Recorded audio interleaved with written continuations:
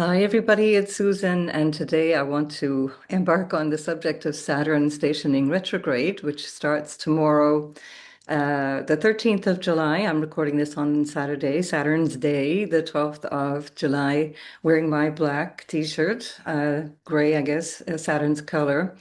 It says breathe, by the way, if you're wondering what all those little things are about, it says breathe. So let's breathe because Saturn is stationing retrograde in a position that is going to recall some very profound recent historic events that I want to draw to your attention because it is resonating socially with us really, really strongly. I will do a sign-by-sign delineation as we go into the video, but I'm going to begin with this process of looking at what Saturn represents and then how it's fitting into this recent, meaning the last 15 years of our political story. For those of you who don't like this kind of thing, just jump to the timestamps that you'll find your sign in. But stick with me at least for the beginning, because then you get to understand the process of Saturn and the retrogradation and what that represents. And of course, this time it's a unique situation because it's also retrograding with Neptune. So Saturn's retrograde is from the 13th of July all the way through to November 28th. Let me see the degrees. So 13th of July, we see the degree here, 1 degree, 56 minutes of Aries. Very, very close to Neptune, which is at 2 degrees and 9 minutes of Aries. So they are effectively conjunct all the way through the summer and into the autumn and winter of 2026, of 25, 26. Well, let's say the Northern Hemisphere winter. Sorry for all of you in the South. Um, and so we want to understand this as a kind of a block, but just to be able to delineate these things, I'm going to have to keep referring to Saturn as if it's on its own, retrograding. But I'll every now and then remind us that we're also dealing with this unusual version of Saturn because it's with Neptune. And so everything is changing, and yet it's not clear what's going on. I think you can probably agree with me on that. Saturn retrogrades for 4.5 months, roughly. And that's standard for the outer planets. They retrograde for a very, very long time. Neptune retrogrades even longer. It's for 5 months, fully 5 months. And Neptune retrograded on the 4th of July, so just about a week ago, and nearly 10 days ago. And it will then station direct in November, and that will, December even, and that will be at 29 degrees of Pisces. So Saturn goes back to 25 degrees of Pisces. Neptune goes back only as far as 29 and 22 minutes. So it's only just in the first half of the last degree of Pisces. So that process is till the 10th of December for Neptune, and again for Saturn's retrograde till the 28th of November. So we're in a situation here where we're looking back as the planets retrograde, we're reflecting on the things that have already happened up until this stage. Now, keeping in mind, Neptune entered into Aries on the 30th of March, just after the eclipses of the second eclipse of March. And the ingress of Saturn was only on the 25th of May. So we've only had sort of 6 weeks of Saturn in Aries, and we're barely getting a taste of it. And also, whatever taste we're getting of it is all kind of wonky because of the Neptune conjunction. So it's a period of real disruption, let's say, both internally for ourselves uh, and also externally for the world that we live in, because these are timekeepers, these outer planets, and most especially Saturn, which is known as the Lord of Karma, because it keeps time. And we're all going to run out of, the clock time at some point in our lives. That's when the body expires, and that's it, game over. And that's because of the Saturn influence, which it's limiting. It puts a barrier on things in this three-dimensional experience of life. Neptune is very different. It dissolves all barriers. And so the two of them are reforming our experience of life at this time. And the last time that we had this was in 1989, but we had it in a more intense version because they came 3 times. They came together at an exact conjunction in that bigger span of time. This is a very long period of time that they're conjoining, but it's a little different again. And we also have, let's say, a flow of energy. I hesitate to say positive energy. I'm going to be that one that rains on your parade, but that flow of energy that's coming from Pluto in a sextile to Saturn and Neptune, as well as Uranus, which is now in Gemini. I've got other videos about these outer planets changing signs, so you can look for those. And that sextile back from Uranus, now in Gemini, back to Saturn, Neptune. And then, of course, the greater trine between Pluto and Uranus. It's creating a harmonious flow to what is changing now. Now, the question is, what is changing now? This is the question. So, although we could just look at everything in a positive light and say it's all changing, it's all wonderful, there's an impact here that we're going to feel. And the change is not necessarily going to be what we hoped for or imagined. And this is something I want to emphasize. The fact that we have trines involved or sextiles involved makes things flow easier. And the question is, what is flowing? So these are outer planets that cause a lot of disruption. They cause a lot of disturbance in the field. And that can go either way. It can go towards something that is vastly better or something that is vastly worse. And I say that just simply to be realistic astrologically, as well as in our Saturnian way of this three-dimensional world that we're living in. And again, on an individual level, there's an enormous amount of leeway. We have much more agency and choice individually how we want to work with this energy of change and how we cope with the changes that are coming through our experience, rather than what we have, the influence that we have in a collective is less so on a three-dimensional level. And yes, we can do all kinds of lovely energetic work and meditate our way through the changes, but that still does not negate the bigger social changes that are underway and global changes as well, environmental or otherwise, that we're grappling with. So there, I said it. So, so do with that information what you will, and do listen to the words that I'm saying rather than in the comments tell me what you thought I said or what you are trying to create an argument around. I'm just saying that these energies are not going to be creating this magic solution to all of the things that we're experiencing now. On the contrary, things can be triggered in a way that becomes extremely disruptive. And this is the energy of all of the outer planets. It's disruption. It's a here and now need for everything to change. And here we're having it everywhere all at once. And in that sense of unexpected change, particularly so with Uranus now in Gemini, something very new and different is coming in. Again, look at my video for Uranus and Gemini to see that. And then I'll just add here that, of course, Gemini being about communication and our right to communicate is also very strongly influenced at this time. So what will that be? Again, we have to find out as we go through these times because it's very, very difficult to predict. There are a number of things that coincide with this Saturn retrograde cycle. And I just want to point them out astrologically, especially for those of you who are interested in studying astrology. You want to pay attention to certain degree points and certain things that are coming up in repeated patterns.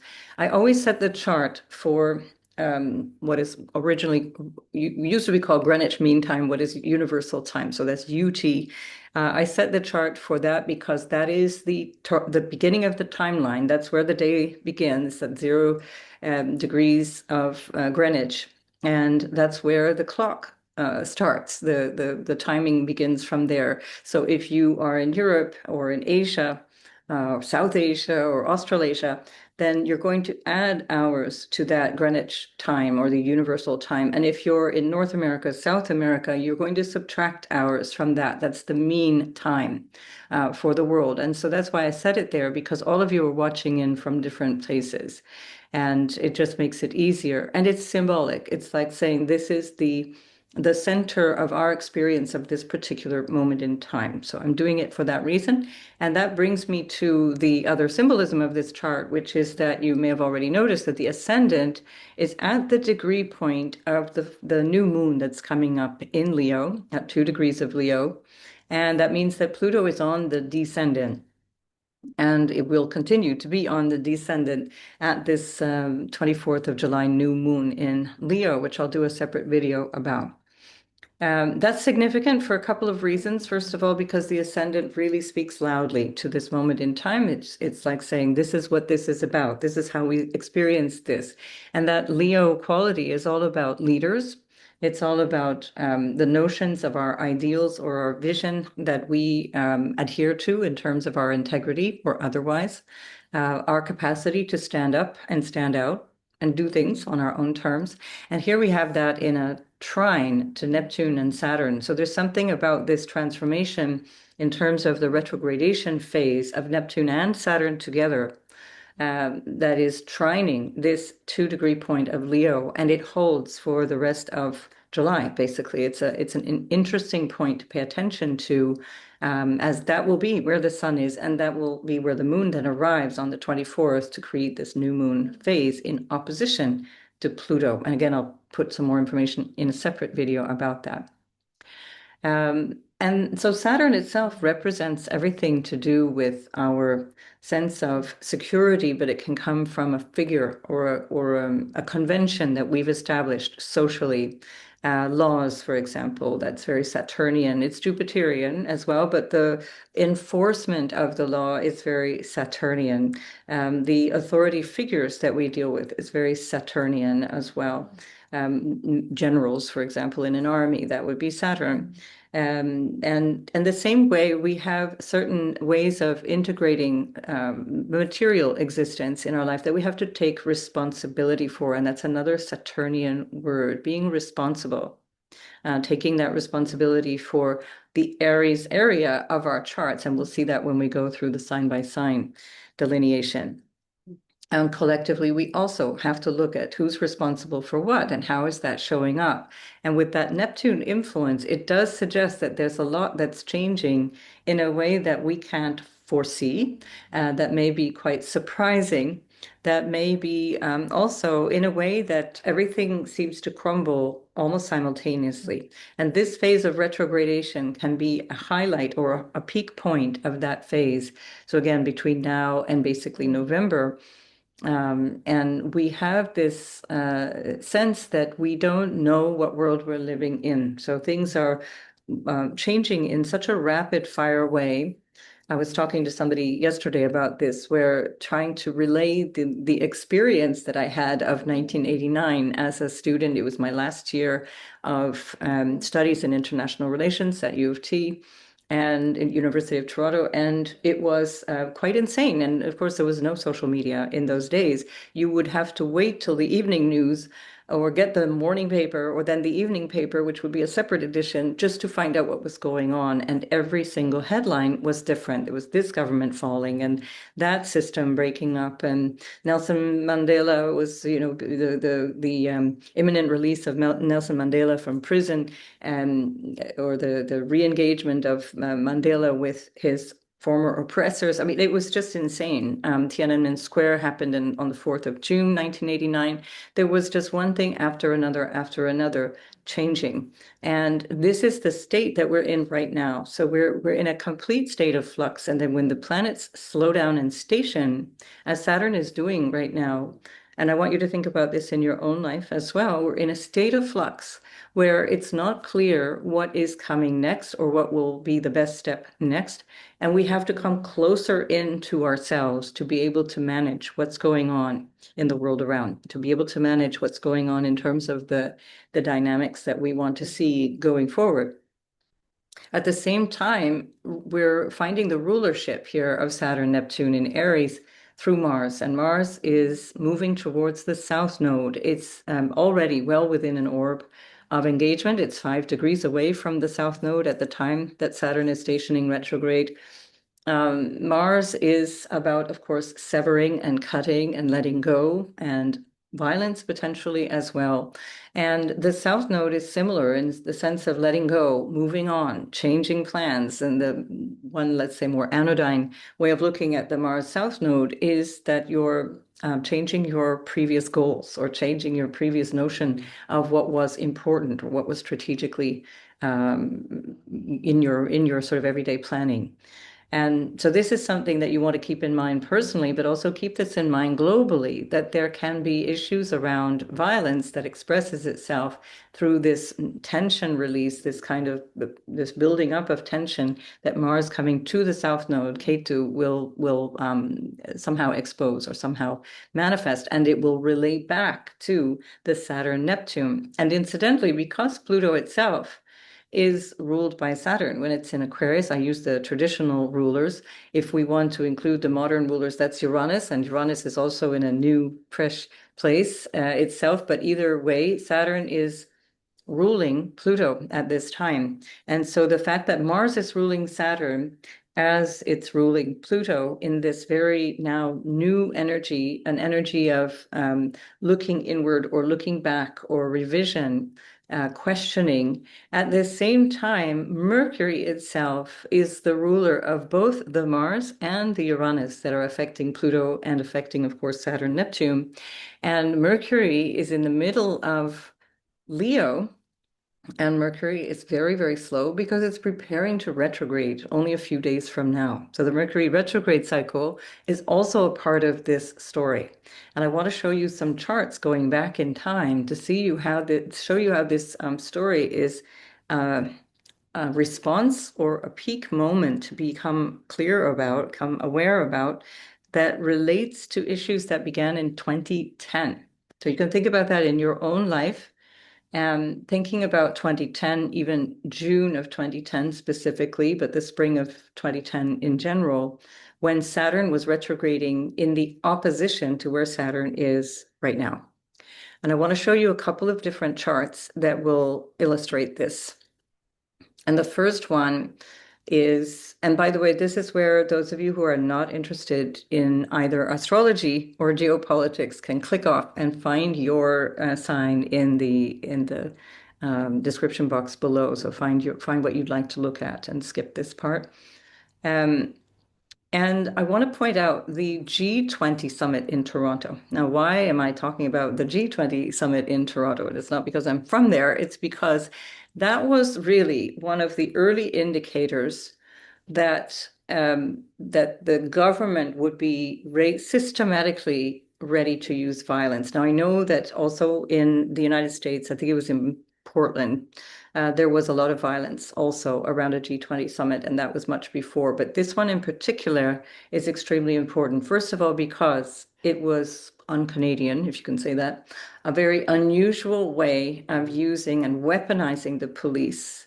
This was state violence that was deliberate. It was told to the police officers who were in attendance at this peaceful march against protesting the summit, that they were to hold back and wait for violence, wait for things to get out of control. This was a deliberate command from the top down. So they shouldn't intervene so that the media images would be extremely negative and turn public opinion against the people who were protesting. Now, what were the people protesting? They were protesting the bailout of the bankers that had destroyed the economy over the previous 2 years, and we're still living with that impact. Notice that that the Pluto of the day had just entered into Capricorn, and that was the sort of reflection, let's say, of the banking crisis of 2007 and 8 that continued through 2009 and 10 and into the middle 2010s. Now, Pluto is in the very, very early degrees of Capricorn, and notice that it's with the moon and it's with the North Node at that time. So the moon always represents people. It represents the crowds, let's say, and we can see that there's a strong emotionality around this. That's the moon with the North Node, which generates a lot of anger and explosive emotions. And it's a moon that's not in strong dignity. It's a moon that's in Saturn-ruled Capricorn. And at this particular phase, Saturn itself was moving into the third house, but it had just completed its retrograde phase. So it had been already in 0 degrees of Libra, and I'll show you that in a moment, in the spring. And now this is retracing its steps, still in opposition to the Saturn that we're looking at today. And that's the Saturn that will be going through back again into Pisces in the next few weeks. And why this is important is, and that's on the 1st of September, by the way. Saturn going back into Pisces will be at the very, very end of August, beginning of September. This is important because this is a big part of the Saturn cycles that we live in, and it shows us a lot about the dynamics of what's going on today and how that relates back to prior Saturn cycles. So if we look at this opposition, there's a clarifying moment here, except that our clarifying moment is that Saturn is with Neptune, and it's still not clear what is going on. Now, notice also that that was, at the time of the G20 summit, the ingress of Uranus into Aries, and it was ruled by a Mars that was the same Mars that we have now, the Mars ruled by Mercury in Virgo. So Mars in Virgo ruled by Mercury. Mercury is with the Sun, and that's ruled by this moon that's not in strong dignity, and it's in an opposition to Pluto. Sun is exactly opposite Pluto. That was a full moon that day where there was a conjunction at the full moon with Pluto. So notice that these big events, just like the Leo new moon that's coming up in opposition to Pluto, these big events often involve the moon as a kind of impetus. It's something that's showing us something about the event. And the meaning or the significator of the moon and the quality of the moon is going to tell us what is the quality of the event inter alia.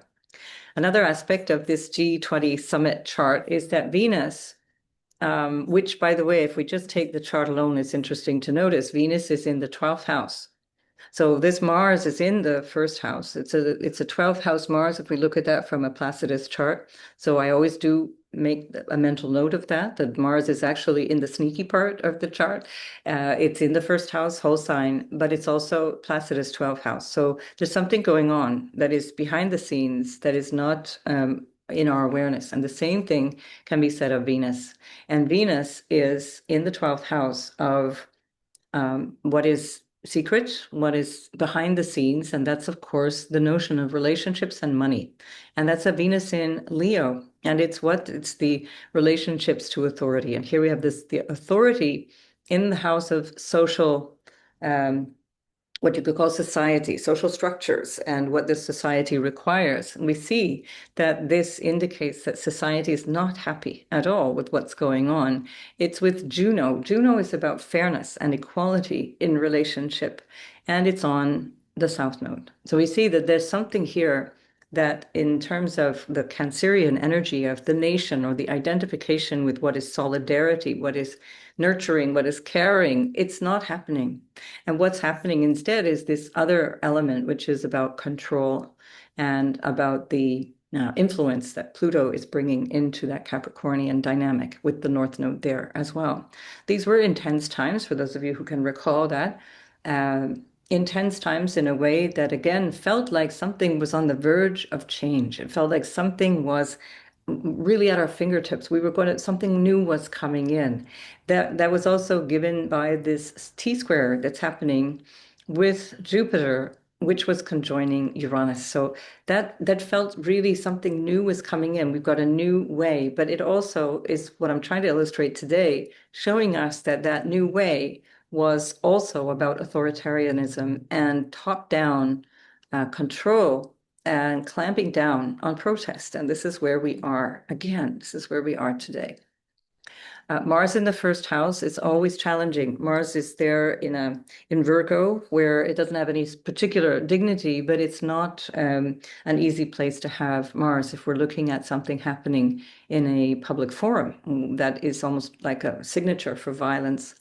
The Saturn also is building to its opposition with Uranus, which, by the way, was also a part of the story of 2010. And that Saturn opposition to Uranus was creating this tension between the old and the new, this need for reform and this need for change.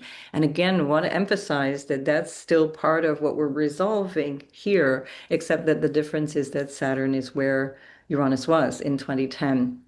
That square between Pluto and Uranus held basically for years up until about 2016 when it faded and started to separate. But the Uranus-Pluto square was a major social upheaval that just went on and on and on in different forms through different government overthrows, different revolutions, different ways of engaging throughout the world, whether it be in Syria or Tunisia or in Lebanon, in Liberia, in Libya.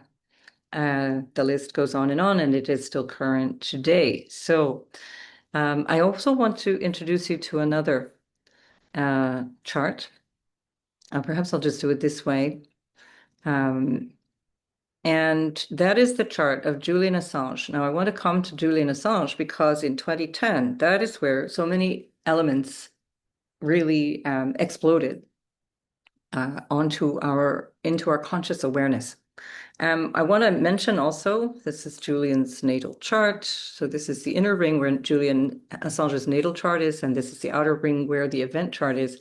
This is the time, the 5th of April, on the outer ring, where WikiLeaks dropped the collateral murder video, which was exposing the US military for its war crimes in Iraq. And that exposed much more than that, but that was the emphasis of that. Now, this is, again, the chart of Julian Assange shows this notion of the Juno, the relationship fairness, the issue of idealism, the ideal version or ideal vision that he had. Mars is right there. Again, notice the degree. Mars is there on the point at the point of this new moon coming in within a degree and a bit, a degree and a half of the new moon coming in Leo. At this particular point, Saturn is at 0 degrees of Libra. This is where I'm going to take away the natal chart for Julian Assange, and instead we will add in the event chart of, hang on just a moment there, the event chart of the G20 summit. And just to say that this chart here is related to what had happened to WikiLeaks in the months before the G20 summit, where there was this threat of information being spread, a threat of more public humiliation, basically, or public revelation of secrets by WikiLeaks, that the governments of the day, the US government in particular, but now Canada is basically the lapdog of the US government, that had to be crushed. It could not be tolerated. So here we're in this dynamic of 2010 that is extremely strong, and it's also connected to WikiLeaks and the story of repression of information and the flow of information. And again, noting that in the G20 summit that we've got the Jupiter-Uranus conjunction in the degrees where we find Saturn and Neptune moving back and forth between now and next February. And this story will continue into the spring, into March and April as well.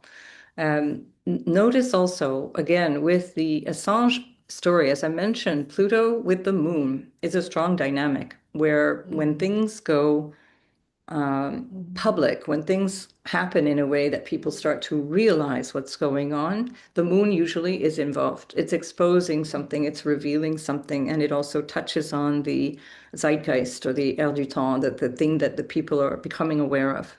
And here we have the moon just moving out of the square with Saturn that is ruling it, and the moon is moving into a very strong conjunction with Pluto. It's a degree away. And this is also where we find the sun itself in Aries, an exalted sun in Aries, and it's squaring the nodes. So again, the sun represents rulers, powers, leadership, and the people who are being pointed to in this case as the ones hiding the information.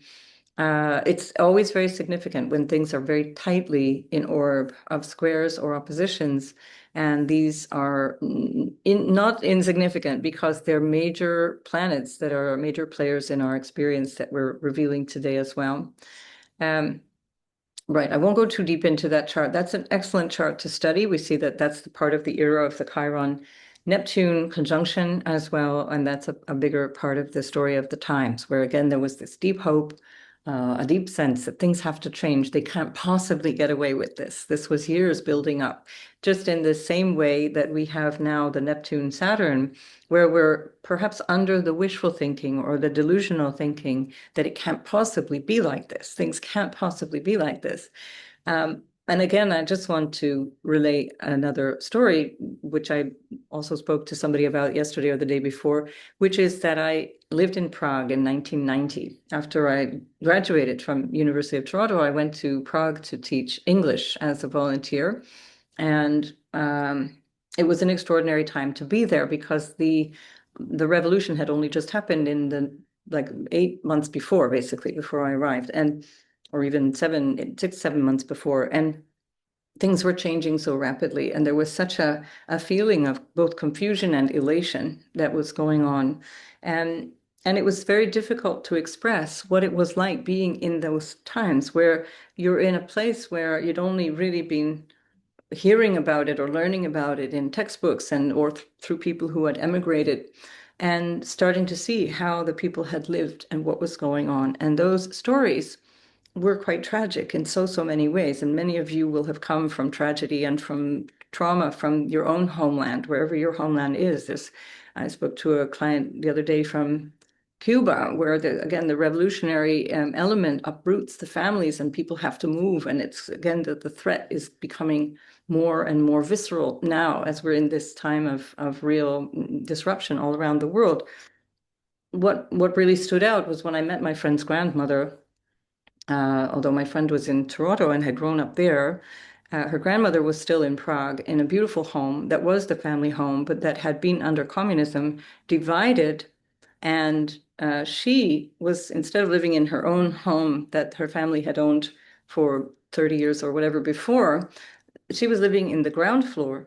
And the upper floors were inhabited by other people, by other families. And that was forced upon them. That was just not an option. You couldn't just say no. And I'm just saying that because we're in these kinds of times where we have this feeling like that could never happen. It'll never happen here. And yet these things happen in ways that we cannot imagine. And that's the element of the Neptunian factor, which can have us refusing to see what's before our eyes, what's actually going on. We see Neptune Chiron creating this awareness of a wounding in society, a tearing of the fabric, the pain of belonging in society. And if we come right back to this particular moment, as Saturn is stationing retrograde with Neptune in Aries, which is about what is my role? What is my reason for being out in the world? And how do I manifest that? How do I reach into my life and do something about that? Well, this is the times that we're living in. And these are big times. Like I said, they're referring back to an event or a time that is actually something we've already experienced. And we want to stay keenly aware of that. Again, this G20 summit chart is very telling because, as I mentioned before, it really was the first time where it was obvious, and even mainstream media outlets were speaking openly about the fact that the police were stirring up trouble, that the trouble came from the top down, that the police officers were told to wait and allow things to happen in such a way that it would cause harm and damage and make the otherwise peaceful protesters look bad. So it's a time to become very, very alert and aware. And notice that for the G20 summit that we're looking at, let's put it this way. So Saturn is on the outside. So this is the Saturn transit of today. The G20 summit chart is being affected really to almost the degree and the minute in terms of a Mercury on Venus. So we're really in a time where Mercury, by the way, is very slow. As I mentioned, it's stationing just a few days from now. So it's already really, really slow. It just gets to 15 degrees before it stations. It's hovering on the Venus of that G7 summit. And it's teaching us something about what it means to speak up, what it means to say something based on what we understand, based on the money game, the relationship game, the values game that we have been experiencing over the last 15 years. Currently, we have Pluto now in the sixth house. Now, this is where the things become very interesting in terms of the dynamic of that story. The Pluto is in the sixth house of this chart of the reference to the G20 summit, but we're looking at that based on the theme. And the Mars and South Node or K2 conjunction will be happening on the ascendant. There will also be a lot, so the ascendant of the chart of the event of the G20 summit in Toronto, where police violence was widespread and widely criticized at the time as being an abuse of authority and a militarization of the state, basically. The state violence was criticized in almost every corner. And notice that this conjunction of the retrograde Saturn, the retrograde Neptune, is not only conjoining the Jupiter and Uranus conjunction of the day, back in the day, but it also is in the square to the Pluto. Now, the moon is moving out of orb, but we could still say it's part of that square. And the midheaven of the Saturn station, and this is why I like to do these charts in the specific location, but that is sort of a general reference to the world. And we could even say that London is actually the epicenter of a lot of the crap that everybody's dealing with today. It's in a square, a T-square with the nodal axis. So something also to take note of. The Jupiter transit is also in the midpoint or even a little beyond the midpoint of the Sun and Juno. So we're really looking at these things from this lens of what is fair, what is honest, and how do our rulers have a role in all of this. So that Mars South Node remains to be seen, how this will trigger something about this event. When we get to that point of the Mars South Node, let me just take that chart again because I want to see how that aligns with Venus at the top. Yes, there we go. So there's Venus on the day of the Mars K2 conjunction, which is happening just beyond that ascendant. So keep in mind that the conjunction itself will be several days before. So really 17, 18 July till about 23, 4 July, you'll be feeling that very, very strongly. It's changing something about the appearance of this event or the thing that this event represents in so many ways. And Venus is right there on the midheaven at this particular Mars K2 conjunction. So I've used the word false flag. And we've got Mercury, by the way, again, now retrograding back to the conjunction where it is with Venus as I'm doing this video. I've used the terms false flag in terms of the description of what is potentially there in the Mars South Node. This is in the 10th house of the US, and Virgo is the whole sign 10th house for the United States, where we have Neptune as well.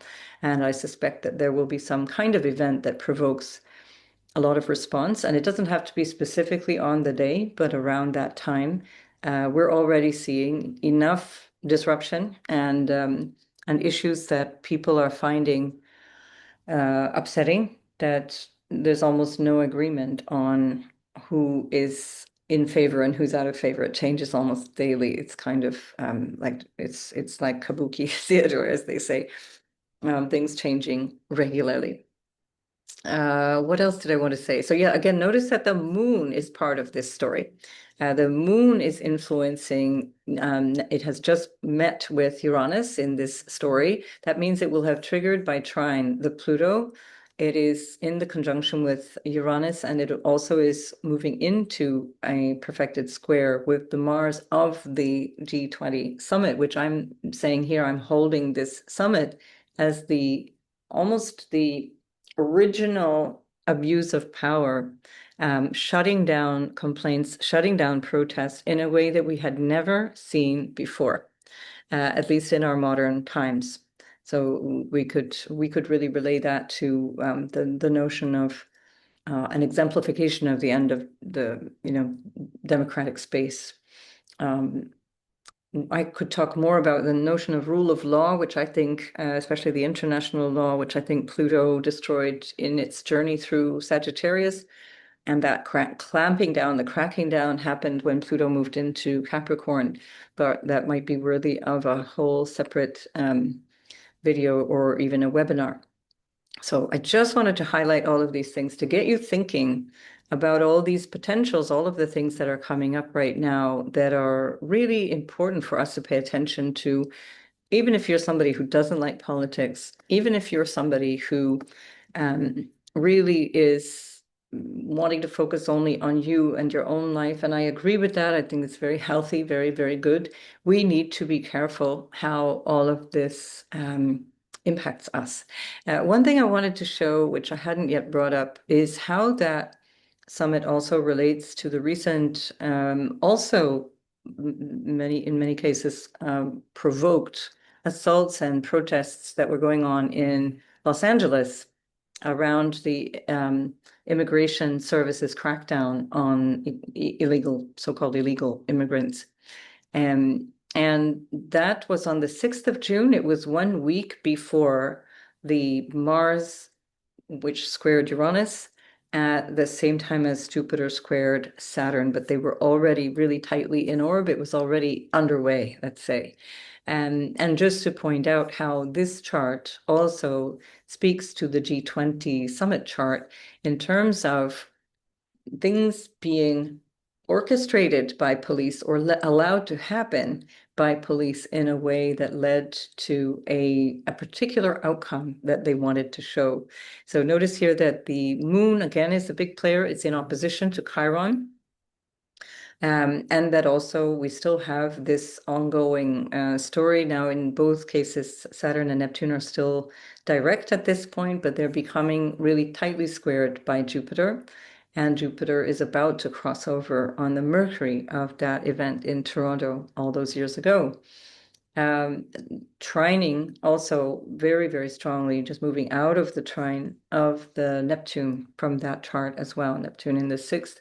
Neptune in the sixth represents the military sixth house in a mundane chart, which is where we find Pluto moving in right now for this particular representation.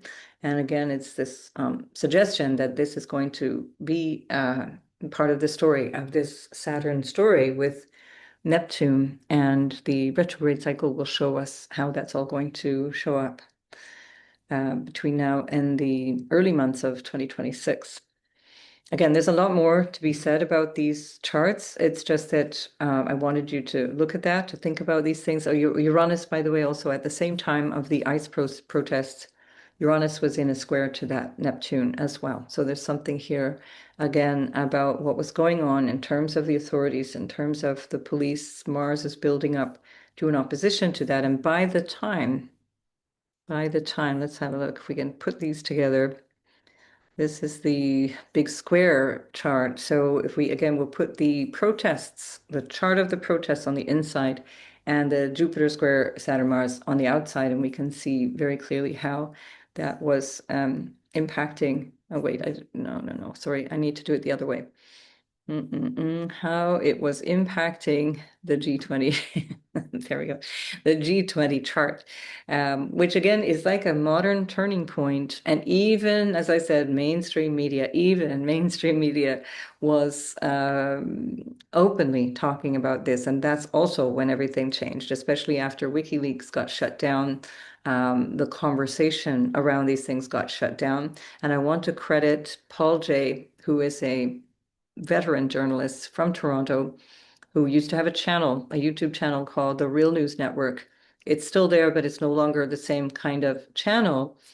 Paul Jay was one of the people who, without fail, supported Julian Assange, and WikiLeaks had Michael Ratner, who was WikiLeaks' lawyer, Julian Assange's lawyer, on regularly to give updates until, unfortunately, Michael Ratner had a heart attack and died in like 2015 or something.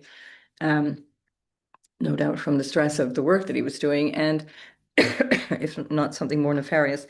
And I want to credit Paul Jay because he has been a force for speaking truth to power from all different angles that uses only like witness testimony or authoritative reports or some kind of firsthand documents and testimony, primary sources that's known as in terms of researching, and is highly reliable. So he's semi-retired now, but you can still find the work of Paul J, and I think his channel is now called The Analysis News or something like that. Really, really excellent. And it was him that made me think about this G20 summit and how it's impacting us now and how the astrology is relating to what's going on right now. So a great resource. I'll put that in the description. Right, let's move away from all of this outer drama. We've got enough of that now, probably, and we're going to go now into the sign by sign for the Saturn stationing retrograde. We'll start with Aries, and then we'll also clear up this chart just a wee bit so we don't have ascendant, descendant. Right. And what else do I want to keep? I'll just keep the rest. I think I'm going to just, for convenience, for clarity, I will just release some of the more minor planets. All right, so we're just going to focus on the major, the top 10. We'll call them the top 10. Right, so here we are. We're going to move into Aries to start. And there we go. So of course we're going to lose our dates and we're going to lose our timing, but I just want to do this in order. It just makes it easier for everyone to follow, including myself. So for Aries, Sun, Moon, and Ascendant. And by the way, you'll see in the description box what all of those things represent. And yes, they do come through your life. If you're really attentive to things, you will feel through the moon. You will be aware immediately in terms of the ascendant, and you will know in terms of your role in the world, your identity, your career, your personality, what is being impacted for Aries, Sun, Moon, and Rising. And that applies to all of the signs. So you are having a big change of heart or a big change of identity or a big change of your sense of purpose or engagement in this world. This is especially true if you have the first couple of degrees of literally almost any sign, because it will apply in some way, shape, or form through any sign. But especially if you have the first, let's say, 3 or 4 degrees of Aries. And you're going to have Saturn moving back into your 12th house. So you're going back into the phase that you've been in for the last 3 years, where there's been a lot of reflection on the inner workings of your life, on the sense of why do I do what I do? Why do I believe what I believe? How do I do what I do when I'm quietly alone in my own corner? And Saturn is asking you to reconsider how you think you need to take responsibility for yourself or your life going forward. That may involve a career, but it may just be you and how you're engaging in the world around you. Saturn is the karaka or the representation of career. It's one of them. There's the Sun, Saturn, and the 10th house, which all represent the career, but it's more complex than that, but just broken down in basic terms. And that means in terms of not necessarily what you earn your money from, but what you feel is your most important thing that you're doing in your life. And that tends to be in relationship to the world at large or society, or at least your family, how you're taking responsibility for all of that. And that requires a certain amount of discipline. Saturn is also about discipline and restructuring. And this is where the retrograde cycle becomes really helpful. It signals to you what you need to change, what you need to restructure. With Neptune there at the same time, this may not be clear, or it may be something that is just actually disappearing before your very eyes. And you're like, wow, I thought that would always be there for me, and it's just gone. Or I thought this would always be my thing, and now it just is gone. And you want to keep that in mind because this is a time where you're kind of like a lightning rod, that you're picking up on the zeitgeist, that you're picking up on what is going on in the world around you in a way that you are embodying very personally. So you might find that you need to really shelter yourself for a little bit, step back, especially when Saturn goes back into Pisces, to consciously decide, I need a rest. I need to really just chill for a bit and do less. Mars is your ruler, and Mars is in the 6th house approaching the South Node. So there's something about your everyday life. There's something about work, or your duties and obligations, and something about the way you are taking care of yourself and maybe your health that needs to change. It needs to show up differently now. So reconsider whatever feels like it's been done, whatever feels like been there, done that, it's done. I really don't want any more of it. And especially if things are making you feel exhausted, if you're finding that your work or your responsibilities are making you feel exhausted, it's because you're no longer in alignment with that. And you have to make a decision whether you accept to in a way that can feel almost like being a victim of your own life or being a martyr in the dynamic of the 6th house, 12th house, Virgo and Pisces. Am I martyring myself for this job or for this cause or to be there for everyone in my family, or shall I just stop that? So this is an opportunity with Saturn moving back into your 12th to really reconsider, how do I want to reestablish something of myself in the form that I want to show up? And this is extremely important because that Saturn cycle is pretty much 29 years. So you're looking at a cycle that you're going to be initiating, most especially from February of 2026, but you're already creating that initiating moment.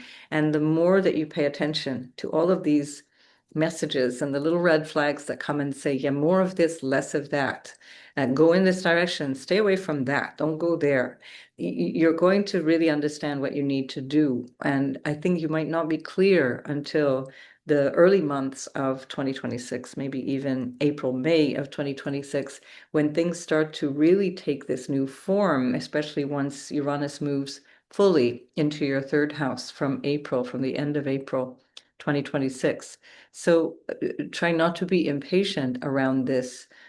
That is more the way for Aries, to be impatient and to want things to happen in a particular way, but you're not really working with enough information, and you're not really working with a sense of self that feels strong and stable, or at least something that you can really hang your hat on. Also, Mercury is retrograding in your 5th house of yourself. And it's how you express yourself, literally. How am I showing up? And this will also be a cycle that gives you about a 3-week period till about the 11th of August, where you can really look at all of that and say, well, how am I showing up? What do I feel about this? How do I need to express myself? Maybe in a very literal sense. What words do I need to choose? Especially as Venus and Uranus are moving through your 3rd house at the same time. Really reflect on these things, because this is an opportunity, at the very least, for July and August, and most especially all the way through the rest of 2025 and into early 2026, where you get to really design the way that you want to show up. And it's going to be very, very different. Be bold. Be clear with yourself as well, maybe be honest with yourself. This can be difficult with Neptune, especially in the first passes. With Neptune first now going into Aries, this will have been perhaps the most challenging thing. The confusion around identity, the confusion around your role, confusion around what you want and how you want to engage in it. That will be the greatest right now. And then at a certain point, you get used to that. You get your cruising speed, and especially as Saturn Neptune come back together, you will have had this opportunity to reflect and then come forward into, let's say, February. I think it's the 26th of February, when they rejoin each other at the 0 Aries point once again. And you're really then setting a very long-term reset button to establish something new in your life. So don't settle for things that seem like, more of the same. It shouldn't be more of the same. You have a lot of support coming through Jupiter in your 4th house.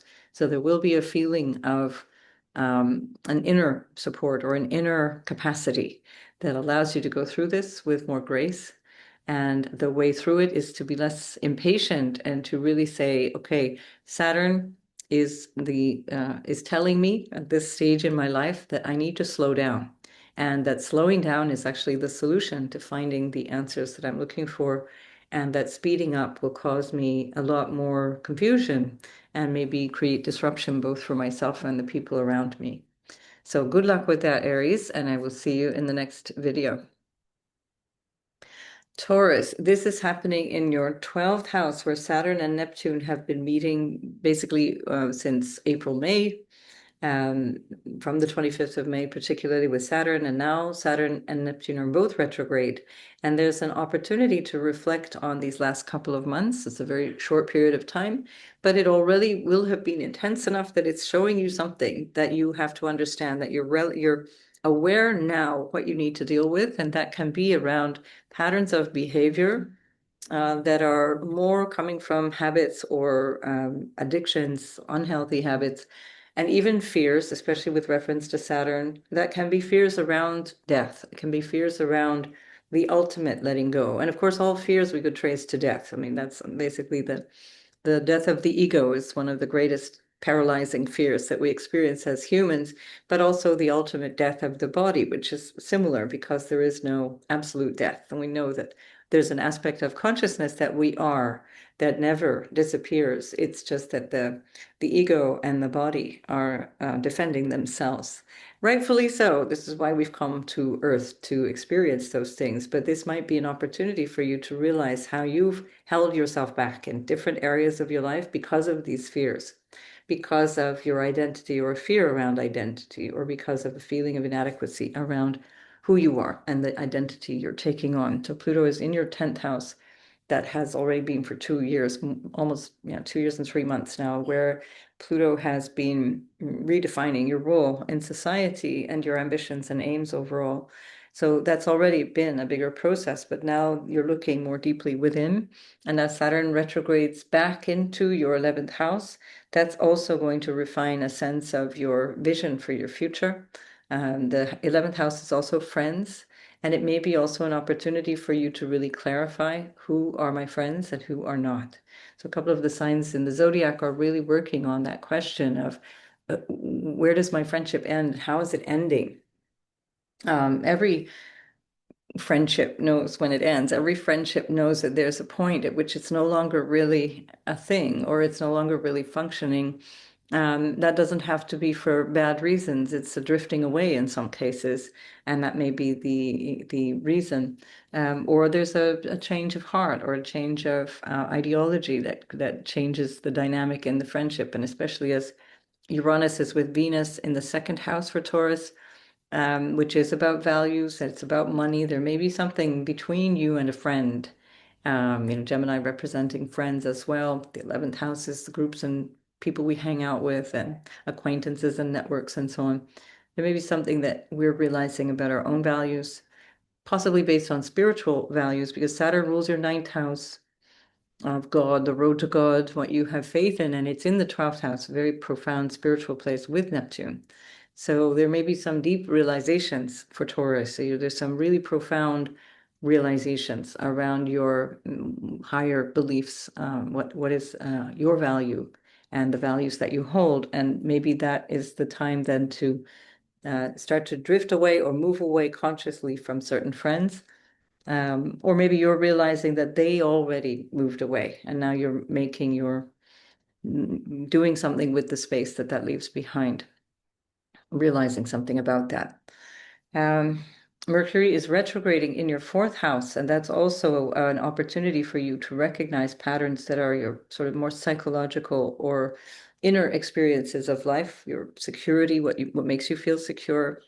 The 4th house is what connects you to your family of origin and to your lineage. 12th house is also ancestral energy. It's prenatal stuff. So it's like whoever came before, and then you've come through that. And that's especially on a spiritual level or non-physical level for the 12th. And the 4th is your more genetic family or the family that you know, that you grew up with. So there's a reflection there as well as Mercury is stationing to go retrograde, and this is happening simultaneously. So this is kind of tying in with the retrograde cycle of Saturn at this time. Mars is also approaching the South Node in your 5th house of how you express yourself and your notion of how you show up in terms of who you are, how you're being.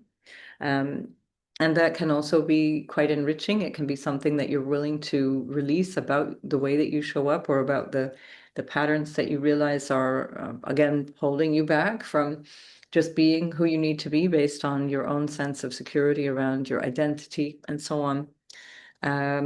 The Mars South Node can also reflect quite literal loss, and that can be loss around either a project or even an individual that is like, we're done, we're moving on, or there's something happening in the life of your children or in the story of having children, the focus around babies and children in general, where there's a story that is ending or something that needs to be redefined. Mars South Node can also be where you decide, I have new goals around these things, something very different. And since that's ruled by the Mercury in the fourth, it can be coming through also a more profound realization, more psychological realization of what your needs are and what you need to be happy. Mars in the fifth, especially with the South Node there, can also show you in certain love relationships what needs to be let go. Mars rules your seventh house of relationship, marriage, and big important partnerships like that. And it may be time to let go. Mars, yeah, it also, the fifth house, by the way, is also your more entrepreneurial skills and the things that you're doing. If you're working for yourself, particularly, this will be a huge moment of change for Taurus, especially as Jupiter's in the third and strong dignity, and Pluto's at the 10th house. Venus is in your house of money, ruling the house of your everyday work. And of course, Uranus is moving in there in terms of how you relate to your money and your possessions. Mercury is ruling that from the fourth house, which is also referring to property, housing, home.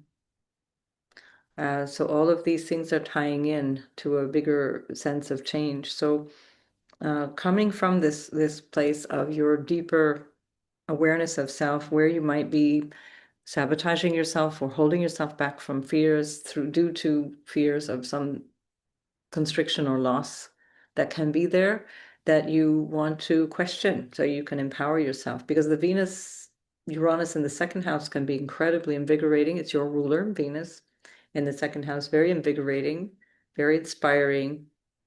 Jupiter in the third, also, because it's in such strong dignity, very invigorating, very inspiring.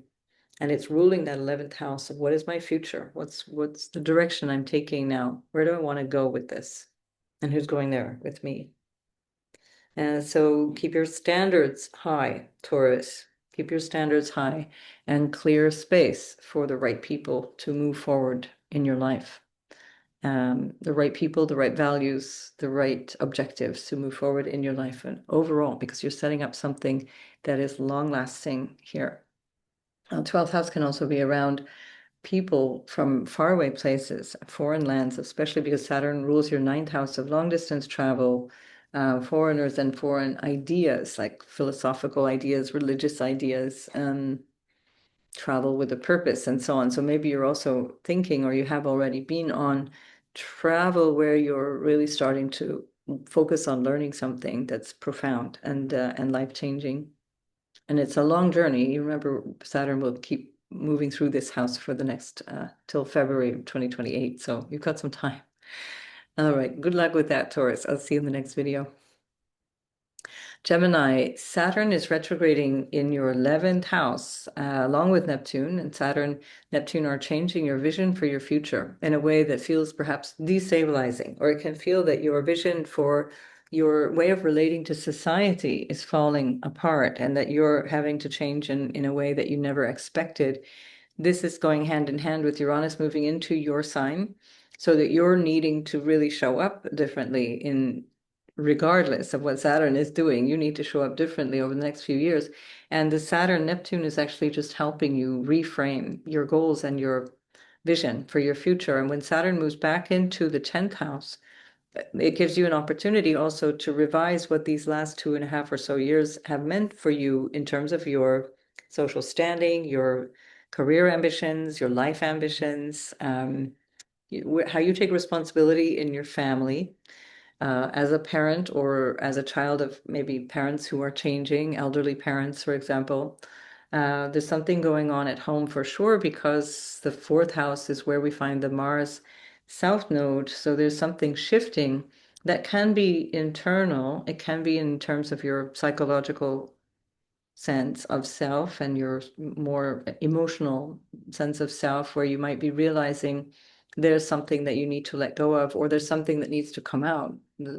the Mars South Node can trigger kind of explosions of like outbursts of emotion in that fourth house, or it can be outbursts within the family story itself, or there can be something that's just clear. We're done now. We're moving. That's it. We've got this new place and we're moving. Something along those lines can change also in terms of work, because Mars rules your house of work, everyday work, as well as that vision for the future. And so maybe there's something that you're realizing, I can't sustain this. I can't do this thing anymore. I can't see myself in this job 5 years from now. I can't see myself living this life 5 years from now. This has to change. And so it's going to be a year, a process of at least a year from now, where you really will be, things will be just changing in ways that are quite sudden and unexpected. You will have this next few months to revise and reflect on how that should take form. So you're more or less in the stage of letting go and releasing and things moving on, especially because Mars is in an angular house, which is extremely powerful. The nodes are in the angular houses, the 4th and the 10th. Very, very powerful moment for change for Gemini, especially, of course, as Uranus moves into your sign. But this is an opportunity for you to kind of let things dissipate, dissolve, move on, break down, and see where you feel good about that and where you're ready to pick up what's left or what you feel is still valid, and then rebuild from that, especially going forward in time when Saturn then comes back here is in February 2026. So it will be disruptive. There's no way around that.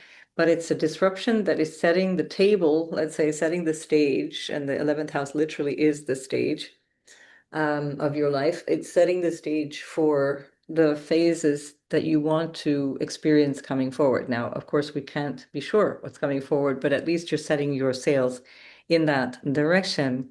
And this is the most important thing to establish while Saturn is retrograde.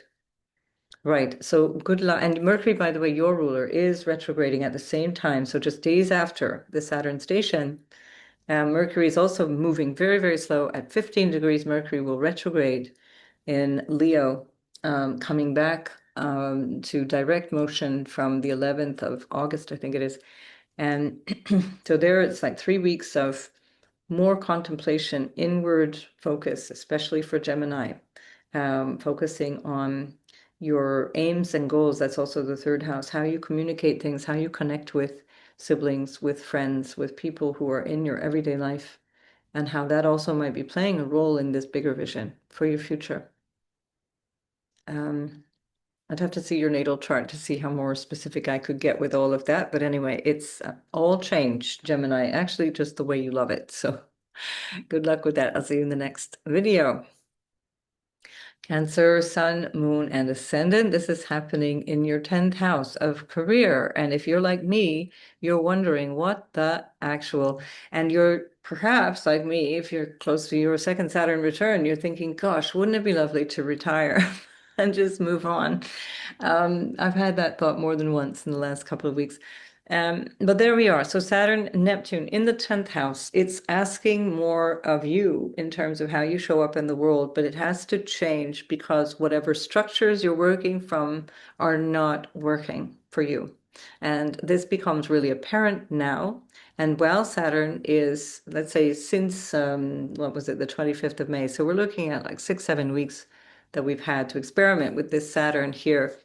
Now Saturn moving forward, rather moving backwards into Pisces, is an opportunity to tweak all of those things that we realize are just not functional and they need to change, so that there's a readiness for when Saturn comes back into the 10th with Neptune again in February. I think it's the 26th of February. So really think long term to establish new patterns and new ways of doing things according to the work that you're doing, or according to your role as a parent. For example, 10th house is parenting. 10th house is what you take responsibility for out in the world. It can be a sense of vocation, not necessarily a career that you're paid for. If you're retired, for example, it still applies. How do I use my time, and how do I relate to the world around me in the activities or the way that I manifest myself out in the world? Also, in my case, maybe some of you are going through this as well. I have elderly parents, and now things are starting to get dicey. So I'm having to change my schedule to work around that and to move closer so that things are, this generational transition is also a Saturnian thing, as well as the 10th house, fourth house axis.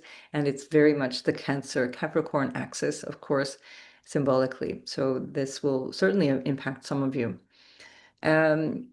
Equally, the movement around the 10th house is also what you are aspiring to in terms of what legacy you would like to leave, what things you'd like to accomplish that are going to be lasting, that you offer to the next generation, or that you offer to your family, or that you offer into the world at large, and how do you want to establish that? So whatever it is, it needs refinement. It's not done. It's just simply needing some attention or some kind of adaptation so that you can then move forward with that as the primary focus for, let's say, February 2026 to February 2028, when Saturn moves through the rest of the 10th house. Of course, Jupiter is in the first house also for Cancer. This is extraordinary support. It's blessings and support for Cancer at a time when Saturn can be challenging, Neptune can be challenging too, and the two of them together are creating a lot of disruption. So there is this kind of inner faith, an inner sense of, okay, I got this, it'll be okay. And that's a great support, particularly for the work that you have to do or the day-to-day that you have to do, because Jupiter also rules your sixth house of your everyday, whether that's your job, again, or your obligations towards your family, your spouse, your own health, for example. It can also be that there's an issue that comes up through family, again, whether that's a parental relationship or a marital partner or business partner, some kind of spousal dynamic that is also part of what needs to be revised and changed here. Because 10th house is also your social status in the sense of married, not married, having children, not having children, empty nest, full nest, whatever, those ways of experiencing yourself in society and how people see you. So there's a lot of dynamics around all of those ways of relating to the world outside.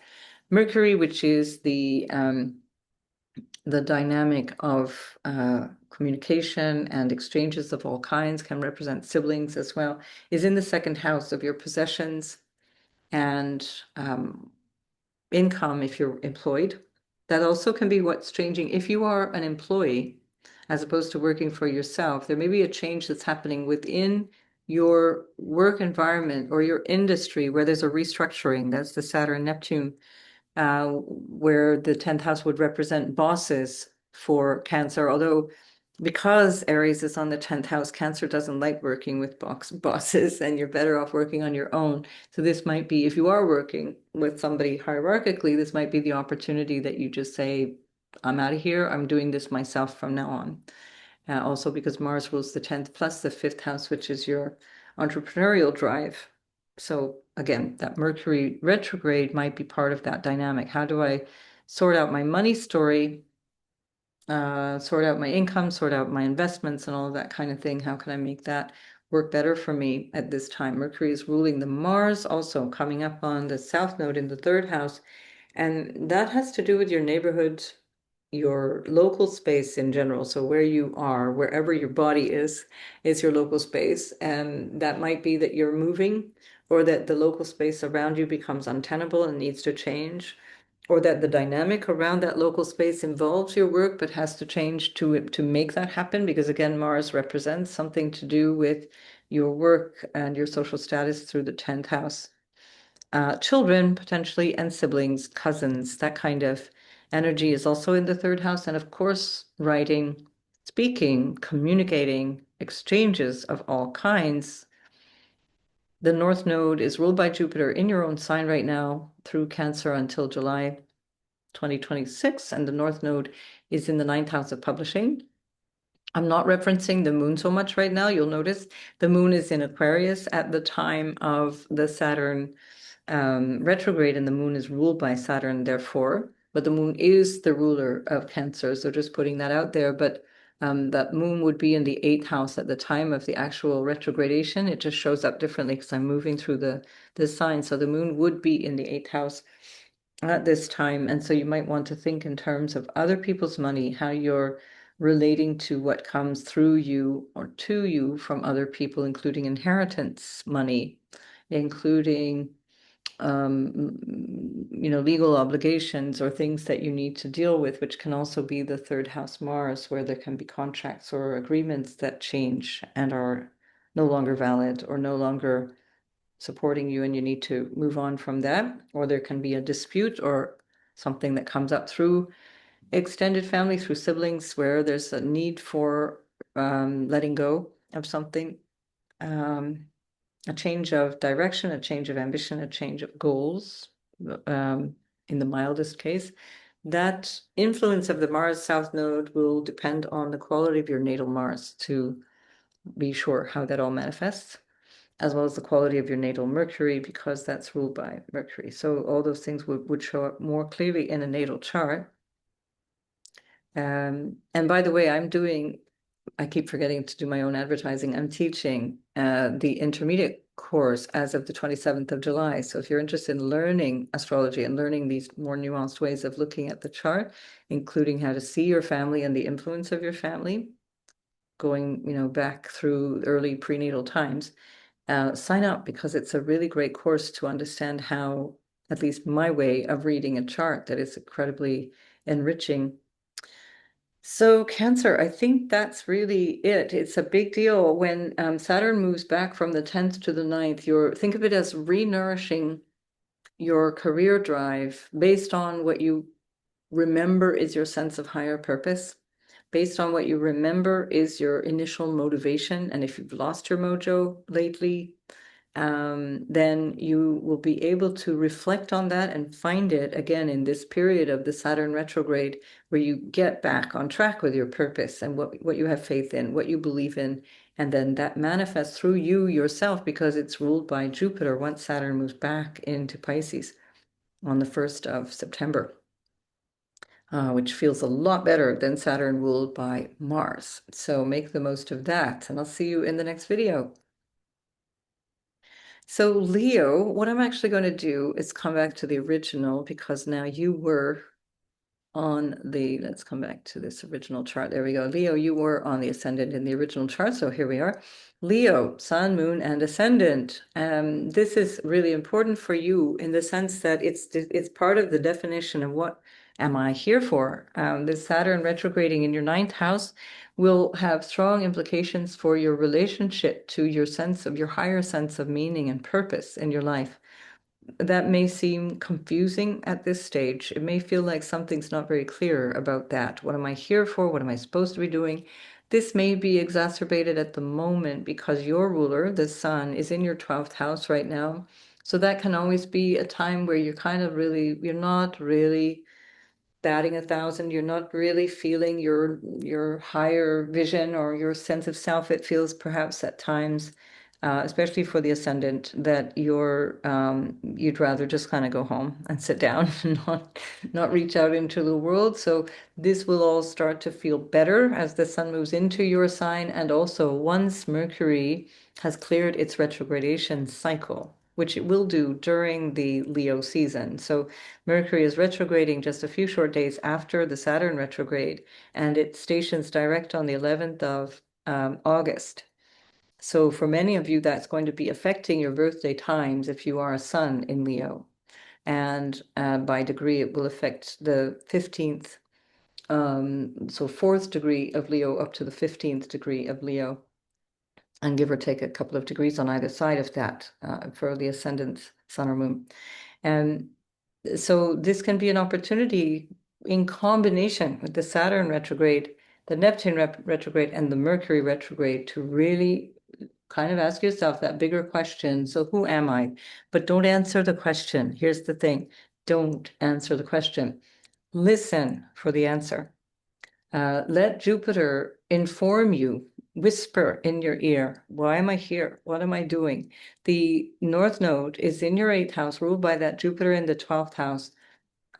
It's an opportunity for you to really listen deeply to your heart, to your, that's all the Leo shtick is, to live from the heart, right? That's, you're supposed to be living from the heart. Jupiter rules your fifth house. So it's supposed to be this kind of feeling of abundance and expansion and radiance and shining out into the world. And if you're not feeling that, it's because you've lost touch with that inner sense of self. It's not because something's wrong with you. It's not because something's missing. It's that you've lost that heart connection.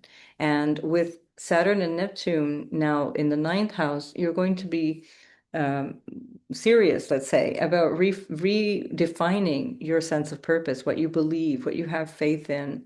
Maybe also relationship to fathers and father figures. Also very important for Leo in general. That's always a story for Leo. Who's your daddy? The father figure stuff is huge for Leo, always. And so with Saturn in the ninth house, which I see as representing father figures, teachers, authority type, guru type figures, where the 10th is more like the parents together and the societal pressures and the bigger overarching kind of authority relationships. There's something here that you can work on as well. The eighth house is where you are going to find Saturn and Neptune coming back. Very soon after the 1st of September, Saturn will go back into the eighth where it already was from March of 2023, and reflect on that eighth house stuff, which is where the family secrets, family patterns, family drama, trauma, difficulty, things that are taboo and not spoken about, they will need to be addressed and dealt with at this time. Overcoming fears, overcoming financial stories as well, financial fears, also because you've got the South Node in the second house where Mars is coming up to meet that. And so there may be something about an income, a source of income, a relationship to income, a relationship to money and possessions in general that is changing quite dramatically for you here in July. And that will have an effect going forward in time, especially until mid-2026. Also because Uranus has just moved into your 11th and it's going to be there until November 7th. So that's also the house of gains and your vision for the future. And it's also ruled by Mercury, just like your second house, and Mercury is in your first house. So there's something very personal to what you're doing and what you want to do about money. The North Node, where Saturn is moving back in, where the North Node is already in the eighth, connects you to the notion of what you share with other people. And that can include financial stuff, financial burdens, as well as financial abundance, depending, and shared debt or things that you share that are in non-tangible ways, in intimacy, for example, how you share yourself, how you share your emotional intimacy, your psychological intimacy. So a great time also to clear those kinds of things up as well. Of course, Pluto is in your seventh, so this also is a bigger story of changing the relationship dynamics in your life and including, what has power over me. And we'll look at that more when the Leo new moon video comes out soon, which the new moon will be in your sign on the second degree opposing Pluto on the 24th of July. So I'll get a video out in a few days about that. So Leo, think from the inside out, think from the heart, focus on your heart. That's a life lesson, but it's especially strong right now. And that's where you're going to get this guidance. And to avoid looking for the outside, fix your relationship to your father, grandfather, father figures, the masculine, the male identity, and the masculine sense of you, which we all have in ourselves. So heal that for Leo, Sun, Moon, and Rising. Good luck with all of that. I'll see you in the next video. All right, Virgo, Saturn is retrograding in your eighth house of intimacy, what you share with other people, what's going on in the space between your ears, what's going on between the sheets, what's going on in terms of the dynamic of how you feel safe or bonded with another person, how you might connect and or hesitate around connections. And this is part of the story around the Saturn. You might be in a relationship with someone and then kind of going, is that working out for me? Is this the way forward? Is this the person I want to be with? Mars is in your sign. at this time, ruling that 8th house where Saturn is retrograding, which is that house of intimacy and what you share with others, which is also representing taboos and fears and the psychological aspects of yourself and your life and your inherited family patterns. And Mars in the 1st house can have you really feeling grumpy, actually, quite grumpy, frustrated as well around certain dynamics in your life, and insecure potentially as well. And also because now Mars is with the South Node, there's some aspect of what you wanted or goals that you had, that may have been goals that were around bonding and connection and intimacy, or goals that you may have had around like short-term, perhaps short-term goals, or goals that you had around your let's say your day-to-day skills, so the things that you know how to do and how you can earn and use your skills to develop yourself professionally. Something might be changing where it's like, well, that skill, AI just wiped out my industry, or AI just did it better than me, or I thought AI was going to wipe me out, and it turns out that AI is lousy and I can still do it better, and I'm redefining what my goal is, where my limits are.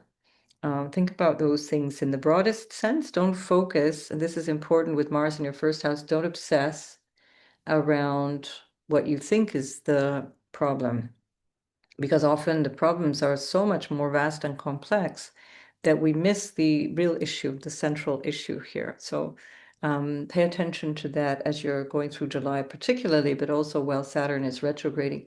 When Saturn moves back into your 7th house, which I'll do a separate video about all these different stages, so we'll kind of keep track of that as we get into later August. But when Saturn moves back into your 7th house, then that's an opportunity for you to revise what's been going on in the relational dynamics or the business partner dynamics, contractual dynamics in a way, like the relationships that bind you, that are important, even including with clients, people like that, since March 2023. So it's an opportunity. Think of it as an opportunity to correct anything that seems still not to have been resolved or identified. You will identify it at this point, because what has felt uncomfortable for the last few weeks of Saturn going into your 8th house is the thing that is going to be resolved by sorting out the situation in the 7th house, the prior house. Uranus is at the top of your chart with Venus, and something new in your career, something new in your relational status, again, or in your vision for what you're doing in society in general, what you want to reach out into. It's ruled by your ascendant ruler, Mercury. So the 10th house and the 1st house for Virgo rising are Mercury ruled, and Mercury is in the 12th house, which is about to go retrograde. And when your ascendant ruler goes retrograde, or sun ruler or moon ruler, there's a feeling of, again, I'm not quite able to do the thing, or I'm not quite ready, or there's something holding me back, or there's something I needed to refine. I thought I'd go in this direction, but actually I'm being pulled in that direction. So let that happen, let the movement take shape, and also look at any parts of your life where you are the problem, where you are the thing that needs to be resolved, in the sense that obviously you're not a problem, Virgo. How could you be? Everybody else is the problem. So where you realize that the Mercury in the 12th is showing you where perhaps your mental attitudes or your way of not communicating or communicating are problematic for you, or even the unconscious drives and motivations that you have are an issue, and that may be part of the issue around where you're not finding what you want in your relational dynamics, or in the intimacy dynamics, or in terms of career. Now, Saturn rules your 5th house of children, as well as your 6th house of work. Rules 5th house also represents love affairs, lovers, your creative input and output. And so all of that dynamic is also going to be shifting as a result of this Saturn retrograde as well. And again, the bigger story is, how do I use my time every day? Is that working for me? And am I expressing my needs clearly? And is this what I want? And the Mars South Node, I think, is going to, let's say, by the 21st of July, so soon enough, it's going to clarify a lot of things. So I think for many of you, before your birthday rolls around, for sure, because your ruler will be moving forward before your birthday season, even if it's still not out of shadow, but still it'll be moving forward after this retrograde period. So you're kind of going to have a boost, let's say, as the moment right now feels very kind of convoluted and not very clear. You'll start to feel this boost coming in as you go forward from your birthday season for those who are sun in Virgo. But anyway, the Virgo season, when the sun passes through the sign of Virgo. So just dig deep, be clear with yourself, understand where things that are operating in some cases beyond your control. They might be social constraints or professional constraints that are not of your doing, but you just have to deal with it. It's changing you. This is where you, in a huge way, are changing this year and next year, Virgo. Of course, we all are too, but you're very personally changing. This is because the axis of the nodes is in your first and seventh house, dynamics of relationships, and then with Uranus moving into your 10th house, much of your life is going to be very different, let's say this time next year compared to where you are now. So preparing for making the most of that. Don't get with Mars in your sign, with Mars in Virgo, just drop all the little stuff. Don't sweat the small stuff, as the book said. And the subtitle to that book is It's All Small Stuff.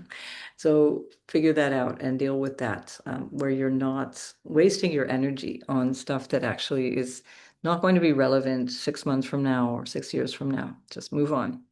Okay, Virgo, see you in the next video. Libra, this is happening in your relationship sector. So you're having a retrograde of Saturn and Neptune at the same time in your house of relationship, and the dynamics of relationship will be changing a lot for you in the next couple of years because of that Saturn transit, and you're just getting a taste of that now. So you might be realizing where structures around your relationship dynamics are needing change. They need to be dealt with. You've been also with Uranus going through your 8th house of intimacy and what you receive from others or how you exchange things with others. Also your mental health and the state of your mind, and these kinds of things. All of that is 8th house stuff, psychological stuff, family trauma, family fears, family issues, secrets and things. So this is part of that bigger story that may have had you realizing there's an aspect of how you show up in relationships which really needs redefinition. It needs either the person who's in the relationship with you is the one that needs to be changed, that is like, you're out the door now, no more of this, or you're fully in the door, let's focus on this, or it's the dynamic between you that needs to be addressed. And either way, there's something that needs addressing. You're working through a process that's a long process already. For a couple of years now, you've been working through this process of self-awareness and self-change to enhance your self-expression. With Pluto moving in the 5th house, trinal to you, it's an opportunity for you to really step up and say, look, I want to be heard. I have a voice. I have stuff I want to do with my life, and I'm not here for the rest of you. So there's a whole big shift happening for Libra with that North Node in the 6th house that says there's a new way to do my everyday, my work, my obligations, my healthcare, my personal care. And also Uranus is now trinal to you, and your ruler Venus has been with Uranus since it moved into your 9th house of your higher vision for your life and your sense of your higher purpose and what you put your faith in, what you see as your purpose overall. So your ruler has been there already since what was it, the 6th of July, something like that. And then Uranus moved in on the 7th of July. So no, Venus moved in on the 4th of July. Uranus moved in on the 7th of July. So you've had this taste already of this Uranus energy building to a trine with Pluto, and that's affecting you positively. That brings you positive opportunities for change. And the focus for that, the thing that will, let's say, consolidate these changes is the relationship dynamic. It's the way you show up in the relationships, in the context of you with others, or others and what you allow them to do to you or for you or with you. So a big deal for Libra right now. Mars is in Virgo in your 12th house with the South Node. So there's also a real awareness or a real opportunity to let go, sever yourself, cut yourself off from bad behaviors, addictive behaviors, unsupporting behaviors that may include people, that may include dynamics of self-defeating talk. A lot of Libras have really negative self-talk. That's again going to be a nuance depending on the chart, but that self-criticism, that self-judgment with that, Virgo 12th house can be really harsh for a lot of Libras, where you set yourself up to be somehow less than others, when in fact your mission here is to learn how to be in balance, to be in harmony. So there's something here you need to learn and give up. You need to let it go. Mars rules your house of family and values, the second house, as well as the seventh house of relationships, where Saturn is. Saturn is your exaltation ruler as well. So it does well for Libra. It does well in the sign of Libra. And Libras can make good use of Saturn by being disciplined and clear, having good boundaries, having a strong sense of commitment and value. And that's Mars is trying to operate from the same place for Libra. And it's that Mars that's ruling Saturn right now from the 12th. So part of the dynamic in relationship needs to be examined here for Libra. And you want to really be clear where you're allowing things that you actually, in your heart of hearts, do not want to allow. Saturn rules your 4th house of what makes me happy, as well as your 5th house of how you express that. What 4th house, what makes me feel secure as well. And so here's the stinger for some of you, Libras. If you are in, to some degree, your prostitution archetype, that you're staying in a relationship or in a job because of the money, because of the apparent security that it brings you, because you're afraid to be on your own, you need to examine that now while Saturn is retrograde. This is the opportunity where you really look at that and say, is this what my life is about? Is it the social approbation I'm looking for? Is it the fear of being alone? Is it the fear of not having enough money? So look at those things. Look yourself in the mirror and say, on a scale of 1 to 10, where am I in my prostitution archetype? And what am I doing for money that I know I don't want? So we'll leave it at that. Good luck, Libra. It's a lot of change. These are angular houses that are bringing a lot of change for Libra, Sun, Moon, and Ascendant. You have a lot of support at the same time. Jupiter at the top of your chart is fantastically support. So you're in the right time for exactly what you need to do. Good guidance for that every day. Good luck with that, Libra. I'll see you in the next video. Scorpio, you're having big changes in your health sector and your everyday work sector and the obligations and duties. And it is very likely that you feel you've kind of have more than your share of obligations and duties. I'm thinking that you probably feel like enough is enough. And when does this stop? Because I'm done. And the truth is, Scorpio, that you have a Saturn-ruled 3rd house. And so you're the one that feels like you have to engage and commit to everything. So look at that, because Saturn is now retrograding with Neptune as it enters into your 6th house, about to reshape your everyday house of obligations and work and how you contribute to your perhaps job, how the job pans out, or how the everyday things that you do affect your health. And you have to question yourself, how are my day-to-day choices and the dynamics of running around and doing all these things and feeling I have to be the one to do it and I have to control my life and do this and wrestle it to the ground and make this result happen. Where is that the thing that needs to be reconsidered? Where do I need to reflect on that? Your ruler, Mars, is in the 11th house with the South Node. So there's something about your vision for the future or your sense of this visioned, with a group of people, or what society would bring for you, or how you want to engage with society that's dissolving, disappearing, and in some cases brutally stopping, because it's done. It's just done. That cycle is over. And this is a cycle that is extremely personal to the Mars ruled signs, so Aries and Scorpio, because that Mars is speaking very loudly to what it is that now you need to take action on if you want the outcome in your future to look like this. So Mars rules you, yourself, how you show up in the world, and it rules your sixth house of your everyday. How do I go to work? How do I eat my breakfast? Do I eat breakfast? How do I exercise? How am I getting along with my colleagues? All those things. So this is the message for you very, very strongly as Saturn is retrograding. Where do I add too much on my plate?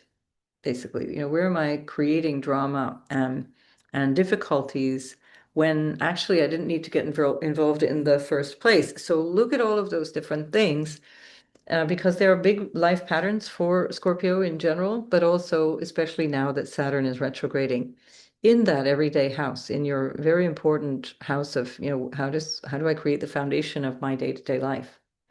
Pluto is changing that too, literally at the foundation of your chart, and that can be your inner foundation, what makes you happy, what makes you feel safe and secure at home, what is home, where is home, what does the house and home feel like? That's changing dramatically over the next 20 years. So that whole cycle of change, and if we think from the point of view of the modern rulership of Pluto ruling Scorpio, I tend to prefer Mars because it's more specific, more telling. But the Pluto dynamic is also very important here because it's a long-term shift at the bottom of your chart. It's angular and it's changing a lot of dynamics of your life. It's going to restructure what you think you can rest on, what you think you can rely on, and what you want to build on for the future. So it's about building deep, deep bonds or ties to your psychological strength, your emotional security, your quite literal physical security, and so on. And that can be tying in with the Saturn retrograde in the sixth house about what you're doing every day. Should you be doing that? Is this the right job? Are these the right hours for me? Is this a good schedule for me? Am I overgiving, overdoing? That's the Neptune also in the sixth house. Jupiter's in the ninth. So you have a higher vision for yourself. It's trinal to you, which is very supportive and can help you with a bigger sense of why you're here, a bigger sense of your vision for life in general, not just like a short-term ambition or, a goal that you might have, which is a more Mars dynamic. That Mars in the 11th is contributing to that in some way.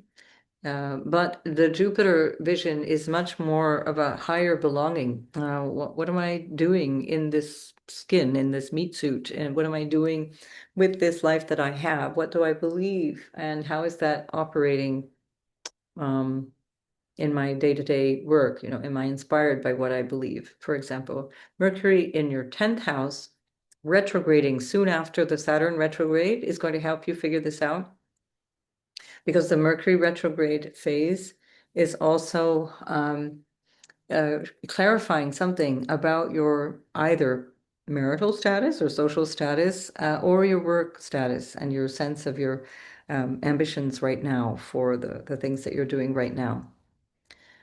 So that can be very helpful, very clarifying, and that will take you till the 11th of August. Which will help a lot in terms of the phase of Saturn retrograding. Saturn leaves your sixth house, goes into your fifth house on the 30th of August or the 1st of September. And that will have more sense to you once you go through that Mercury retrograde cycle, because there's a lot more clarification that will focus on your role out in the world and your dynamic in the relation either with your boss or yourself as boss, or yourself in terms of your social aims or your parental aims and all of these things. Then when Saturn moves back in the fifth house, then you will have this opportunity from the 1st of September right through till February 26th, I think it is, where Saturn is going over territory that you have been in for over 2 years now, since March of 2023, where it's been reflecting on issues of your children, responsibility around your children maturing, or the needs that they have, the need for support, the need for action from you, or input for you, and how they're managing and dealing with things in their own lives, and also your way of expressing you in the world. So now the North Node is there. There's a lot about your awareness of self and how you want to be more of yourself, how you want to reach into that. Jupiter's helping you a lot with that. The Mars dynamic might help as well, even if it might feel brutal, or it might feel like something that's really just like done. We're done here, moving on. Where it just feels like, yeah, that's not what I want anymore. Those are not the people I want to be with anymore. That's not the focus, or that's not the society I want to belong to anymore. And that Saturn going through the fifth will help you to establish whatever it is that you're passionate about, or what you really want to see going forward, and make that lasting. This can also be, Saturn in the fifth can often be associated with people turning their passions into an actual business, where people become like entrepreneurs based on a hobby, or based on a skill that they thought was actually more like a creative personal skill. And it turns out to be something that they really, really want to do, and they do it. And so this is all part of that, and it's also going to be tied to the way that you feel about how you're using your everyday. Can I do this for another 10 years? Can I actually be um, in this job for X number of years longer? Or is this the kind of pace that I want to keep up for the number of years ahead in this kind of work, or in this kind of giving? And how do I need to modify that?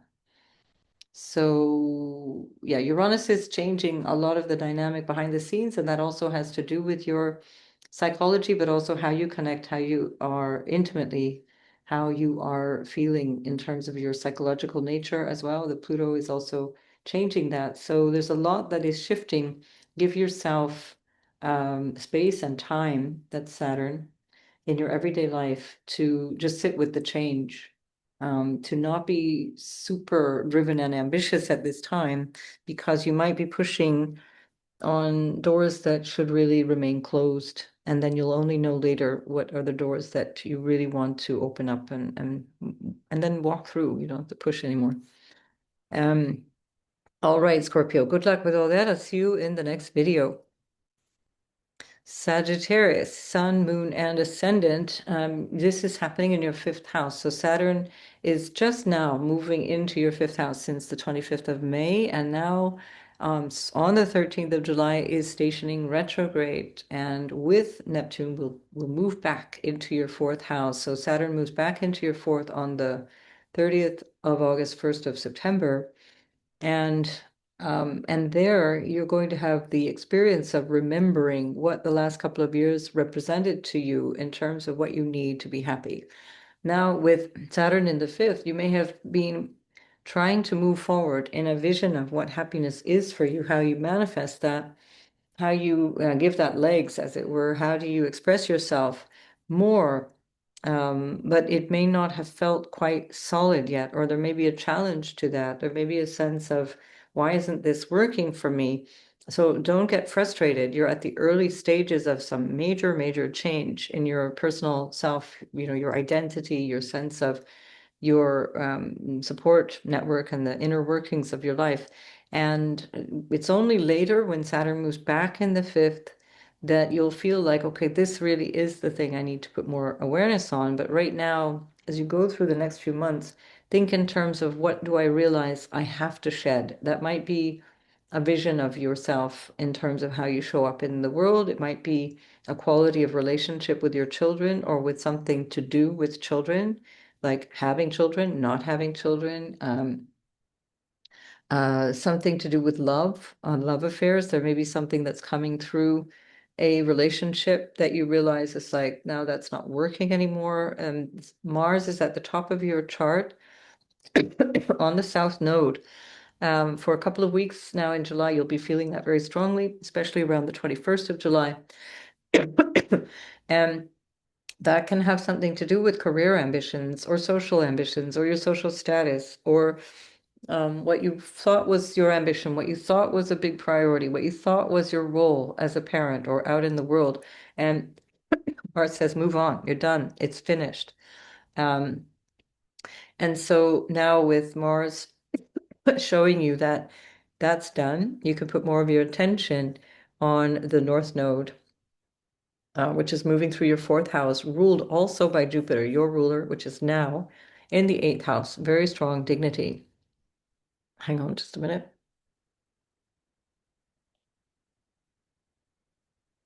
Sorry, Sag, it's been 2 hours of straight talking. So, my hand keeps getting raised because Zoom keeps thinking that my hands are asking questions. Right. So, yeah, your North Node, ruled by your ruler, so the North Node, ruled by your ruler in the fourth house, is really focusing your attention, and where Saturn is bringing your attention back to your foundation. And what is the foundation? It's not just your home where you actually put your physical body, but it's what are you relying on internally to make you feel secure? What is your faith? What is your degree of happy for no reason? Where can you find that? Establish yourself in santosha, in calm and quiet acceptance, in a feeling of contentment. And this is quite important as with Jupiter moving through the eighth, you can really feel more positive, more awareness in a positive kind of can-do way around all issues to do with family. Yes, financial too, but family particularly, issues that were difficult, or psychological issues, or emotional difficulties, emotional traumas. You will be working to overcome that, and it will be really successful because Jupiter brings you the right people, brings you the right conditions, brings you the right attitude to move through that and heal those patterns really strongly, really quickly, with confidence. It's also about money, as I mentioned, so it can be about salary, needing to renegotiate what you earn through either shared resources through people like clients or other dynamics of business partnership. And that might be why the Mars South Node thing is changing, where you kind of realize I can't do it anymore under these circumstances. Venus with Uranus in your seventh is really showing you how relationships will be changing. That also will be a dynamic of change when Uranus retrogrades again. That's a separate video. I've done videos, by the way, of the ingress of the outer planets and all of those new signs. So if you want, you can have a look for that. And to recognize where you are in right relationship or not with certain people. And Mars will also be very clarifying around that. Jupiter, as well as Mercury, which is also about to station retrograde, are in the houses that have to do with more metaphysical awareness, metaphysical practices and ideas, and based on belief or based on more immaterial things, emotional or psychological awareness, for example. So you can become highly attuned to the metaphysical side of your life, which is very constructive, very, very helpful. And by the way, I'm doing an astrology course. If you're already good in astrology, if you have the basics down, we'll do an intermediate course starting on the 27th of July, where you'll learn how to understand how your past is affecting your natal chart and how your family and how all of those influences affect you and how you come through this lifetime. Just saying. So look for the details under the video. And so that could be something you become really interested in, because that's your ruler. Jupiter is your ruler in the eighth house of the metaphysical, also the taboo stuff, really now you feel confident and open about talking about things that are not easy.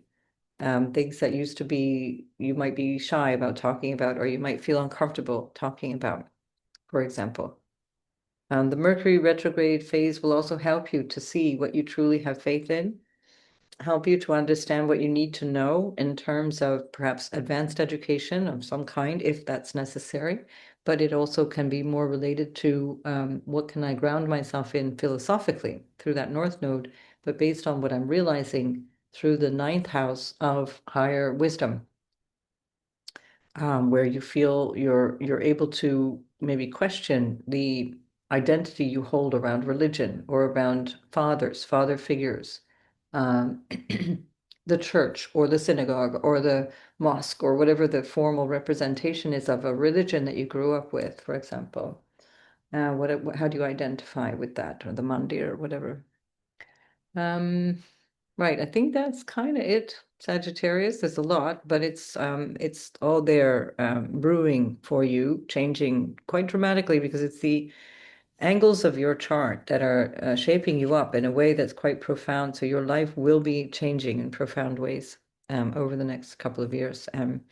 So you want to get a lot of clarity from where you draw your faith and optimism from, so that it's not phony optimism. Don't put on that fake smile and say everything's fine when it's not. So you want to get to that place where it's genuine and you're like, yeah, you know what? Everything's actually fine. So look for that right now as Saturn is retrograding. All right, Sagittarius, good luck with that. I'll see you in the next video.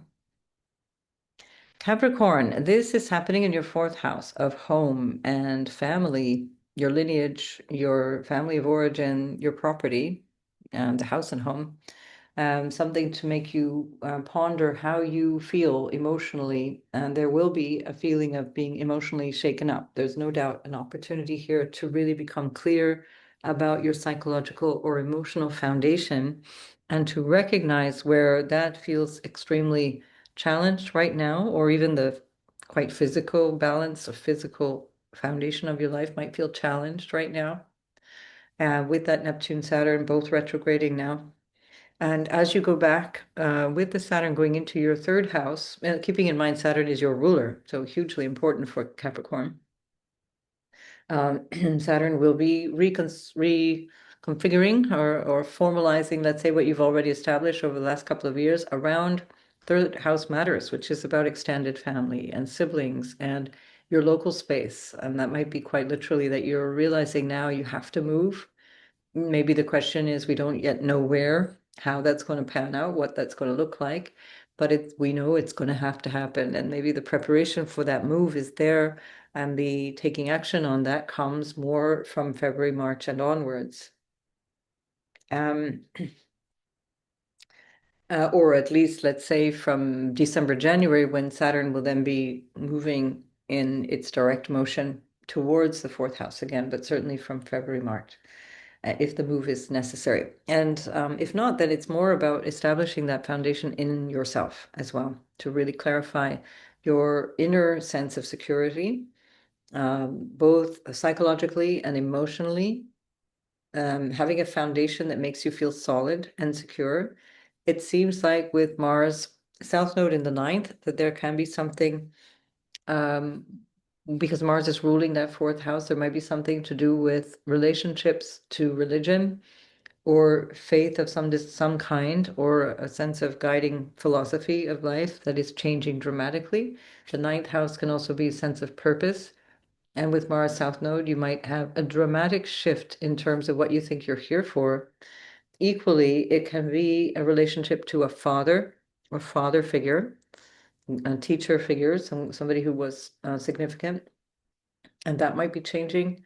Mars is the exaltation ruler for Capricorn, so it does really, really well for you. So there's a stoic kind of quality around the Mars nature for Capricorn. That again depends on your natal chart, but that's sort of characteristic of that. And especially as Mars is ruling Saturn at this time, there's something here that you're needing to get serious about or ground yourself in this new letting go, again, the vision perhaps, or the relationship to a father figure, or to a philosophy that you thought was good for you, and then you realize it's not what I believe any longer. It's not what I have faith in. A test of faith is another way of putting that. Mercury is retrograde in your eighth house a couple of days after the Saturn retrograde cycle. So it's part of this bigger cycle of reconsidering things, reflecting on things. And it's also reflecting on intimacy, what you share with others, money that you share, obligations that you share of all kinds, intimacy in terms of sexual intimacy or emotional intimacy, That can be part of that as well, psychological intimacy. So there's something here that might also make you become more aware of family stories or family secrets or family trauma, family burdens, things that you are carrying that are becoming more, you're becoming more conscious of. Pluto's in the second house, which also represents family and how it supports you or whatever is there to support you. Um, with all this retrogradation, Pluto and then Saturn, it could be that you're having to be the one supporting the family, supporting the people around you. The North Node is in your third, ruled by Jupiter in the seventh. So there's something positively reinforcing you in the everyday life that comes through relationship dynamics that are improving a lot at this time. So your relationship patterns are supported at this time.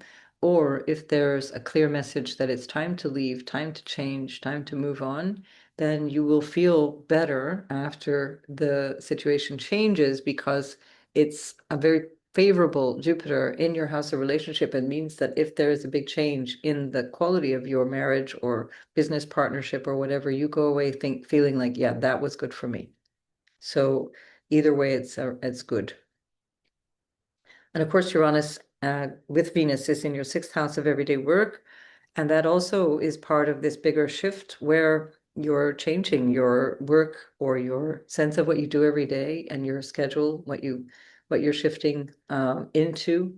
Now, with Saturn going back into your third house, this will be where you start to realize you might be needing to recalibrate what you do every day. Capricorn is also a super busy sign. Jupiter rules the third house, so you're nonstop movement, nonstop doing. And with Saturn going in there, you might become more clear, like, I actually don't need to do this thing. I don't need to be involved in that. I don't need to take on that new thing or that new burden, or it's not my problem in the first place. I'm letting that go.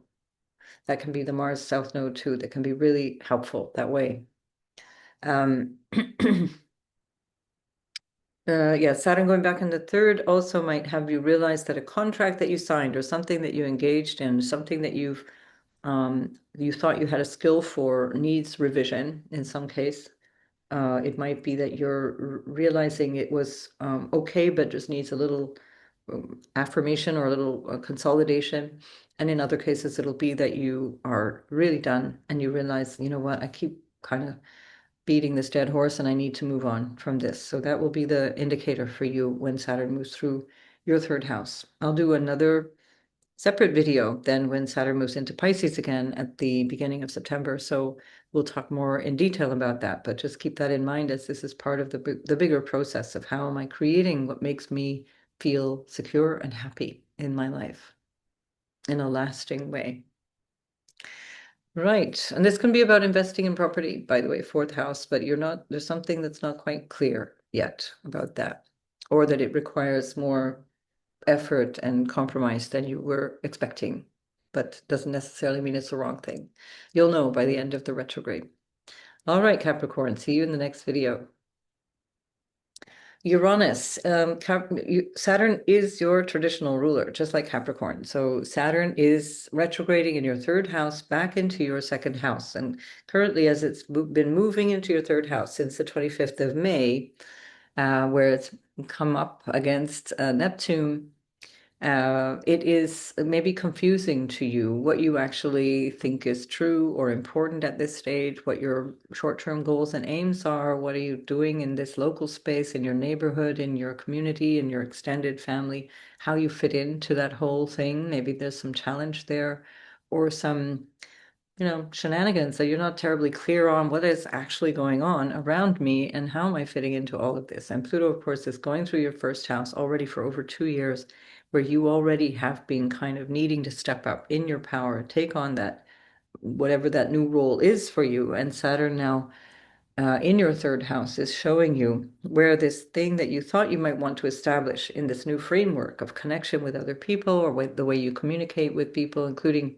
siblings or cousins or neighbors or whatever, it needs some rectification. It's not quite working for you. It's not quite right at this stage.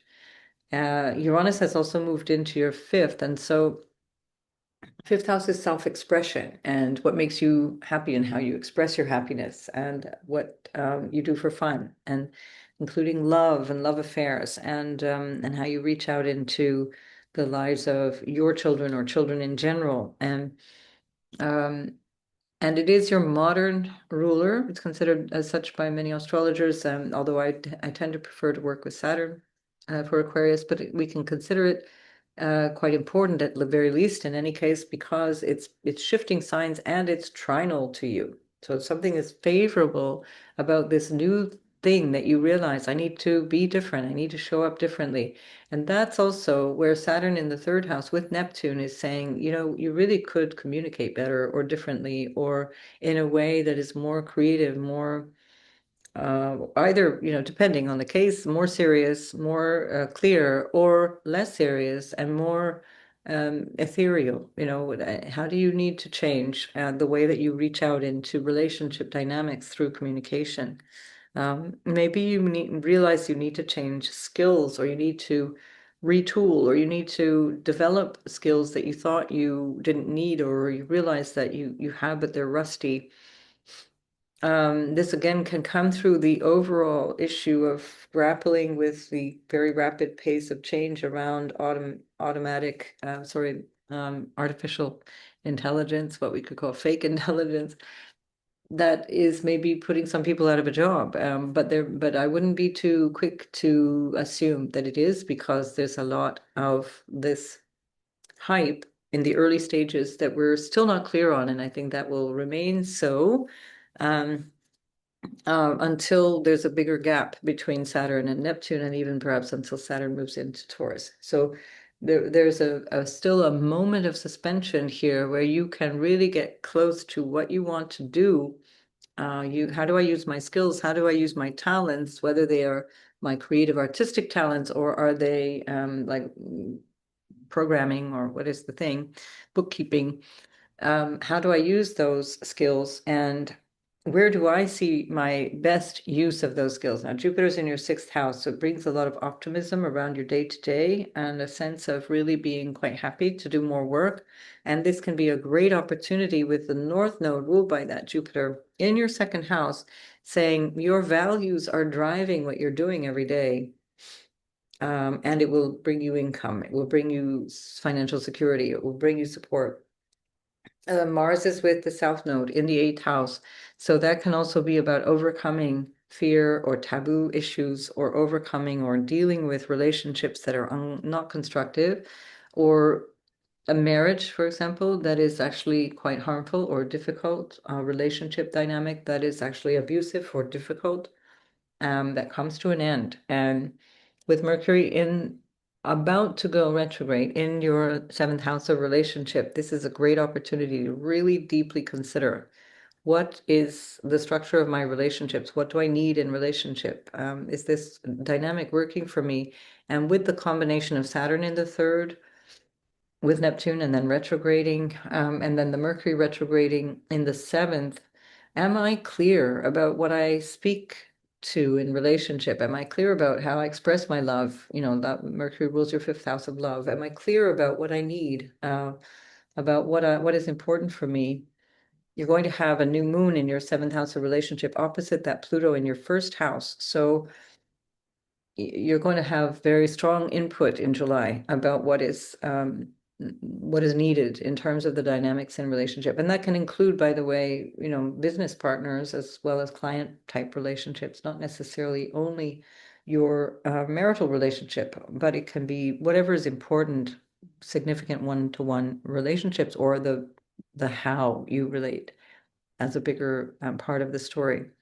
So a great opportunity. And then later, when Saturn moves into your second, we'll look at that again in more detail, but that will bring back the reference to what are my fundamental values, and also how am I structuring my relationship to money and finance and my possessions. And all of that will be part of how you then move into your third house of your short-term goals and using your talents, and how you connect with the people around you and how you communicate. So the communication issue is quite highlighted in July and August for you, Aquarius. So good luck with all that. I will see you in the next video, or you'll see me at least. Bye for now. Pisces, Sun, Moon, and Ascendant, you're having Saturn retrograde in your second house of your sense of value, your sense of self-worth, but the values that you also carry and the things that you think are important. It's about money, about your income, if you're employed mostly. The income generated by whatever you do is in the 11th house, typically, the gains from what you do. And it's about your possessions and your relationship to all of that. It's about your the money that sustains you, let's say. That can also be the how you deal with the finances, how you deal with all that stuff. Second house is everything that supports the first house, so yourself, everything that supports you. Um, and that is why food and nourishment and nutrition is also part of the second house, because how you eat, what you put in your face, actually affects the first house body, affects your health overall. And that can affect you in terms of your everyday experience. And that's where we find Mercury in retrograde in the sixth house of health and your everyday and your work. So your choices based on all of those things are also showing up through the Mercury retrograde cycle, which is almost simultaneous. It's just starting a few days after the Saturn retrograde. And so there's a lot to think about in terms of how do I do my job? And is this either bringing enough income, or am I exchanging my time for money and this is burning me out? Or is this something I'm realizing I can't do this any longer? I can't sustain this rhythm, or I don't want this rhythm. Jupiter is in your fifth house, which is deeply creative. So there's a lot of inspiration here, and it's ruling the North Node in your first house. So Jupiter is your ruler, and and that is an opportunity for you to be really creative about how you express what you need, what you want, and how you do it. How you reach out into using that creative self-expression to figure out all of these issues that might feel stuck at the moment. Neptune is your modern ruler, for those who use that. I don't. I prefer the Jupiter story because I find it more accurate, but the Neptune also is part of this bigger story with Saturn. And so there's an element of confusion and a lack of engagement, or a feeling of, I thought it would be this, but it's not. And that's also part of this retrograde cycle where Neptune and Saturn track each other quite a lot for the next few months, right up until they once again move together into your second house in February 2026. So there's a part of this whole retrograde cycle where Saturn will go back into your first, followed by Neptune. And that is, where am I needing to show up more to get the thing in the second house done?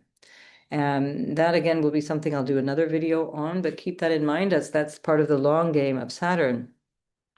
So my contribution, my way of showing up,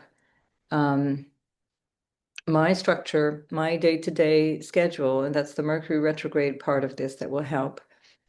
Even my way of living, or my home, because we've got Uranus now in the fourth house for Pisces, Sun, Moon, Rising, where that's changing your quality of stability and security around your feeling of safety, or feeling okay about where you live, or the way that you live, or the inner working of security and the foundation for happiness. It's, do I feel emotionally or psychologically secure at this time? Venus is your exaltation ruler. She's with Uranus in the fourth house. So things can work out quite nicely here. It's just that there's going to be a very strong shift, very powerful change around those dynamics that can be quite like literal, meaning moving home, moving around, not having stability in home, or having multiple homes. You've got Gemini on the fourth, so that's anyway a thing. So you have different homes in different places, or a summer home and a winter home, or a whatever. You're coming from two countries, and so you've got two homes and one in each, or whatever. And that's a big dynamic that is part of this larger cycle of change for you. But the current dynamic is to get clarity with the Saturn element around your values, around how you work with money, how you earn income, how you are managing your money and your own self-worth, and worthy, not just financially, like not how much am I worth, but am I worth the investment in my health? Am I worth working out more? Am I worth eating well? Those dynamics that make you overall feel better about yourself. Mars is in your 7th house with the South Node. So you've got the reverse of what Virgo has. You've got now more attention on yourself and a feeling of having to let go or release what's going on in certain relationships where you might be realizing that this friendship is over, this relationship dynamic is done, that doesn't work for me anymore. It might be coming from someone else where it's like, I don't want you in my life anymore. Or it's coming through you and you realize, oh, this is such a drag on energy. I don't want this anymore because it's costing me either a sense of self-worth or a sense of what I want to spend my time on. What do I value? Mars for Pisces rules the 9th house of higher meaning. And that can also show up in terms of the Mars ruling the 2nd house of value. So if that's in the house of relationship as well, is there something that's coming through the dynamic of relationship that needs to change, that needs to be let go, that needs to end in some way, that it's just like, no, this really just doesn't work any longer. And so just know that that might feel initially abrupt or sudden or difficult, but with the South Node in the 7th, there's a lot of potential for karmic relationships, people that need to come into your life that maybe you've already known or that come back into your life or that are from other lifetimes, other experiences of life, and that is going to be taken care of in a way. It's not really in your control. Saturn rules your 11th house of friendships and the groups of people, people that you hang out with. So this might be an opportunity where you realize, okay, now I need to restructure the use of my time socially or my future aims and so on. And that will be part of the story of money as well, because also Saturn ruling the 11th is ruling the house of gains from what you do. Right. I think we've covered it, Pisces. So thanks for watching, and I will see you in the next video. Bye for now.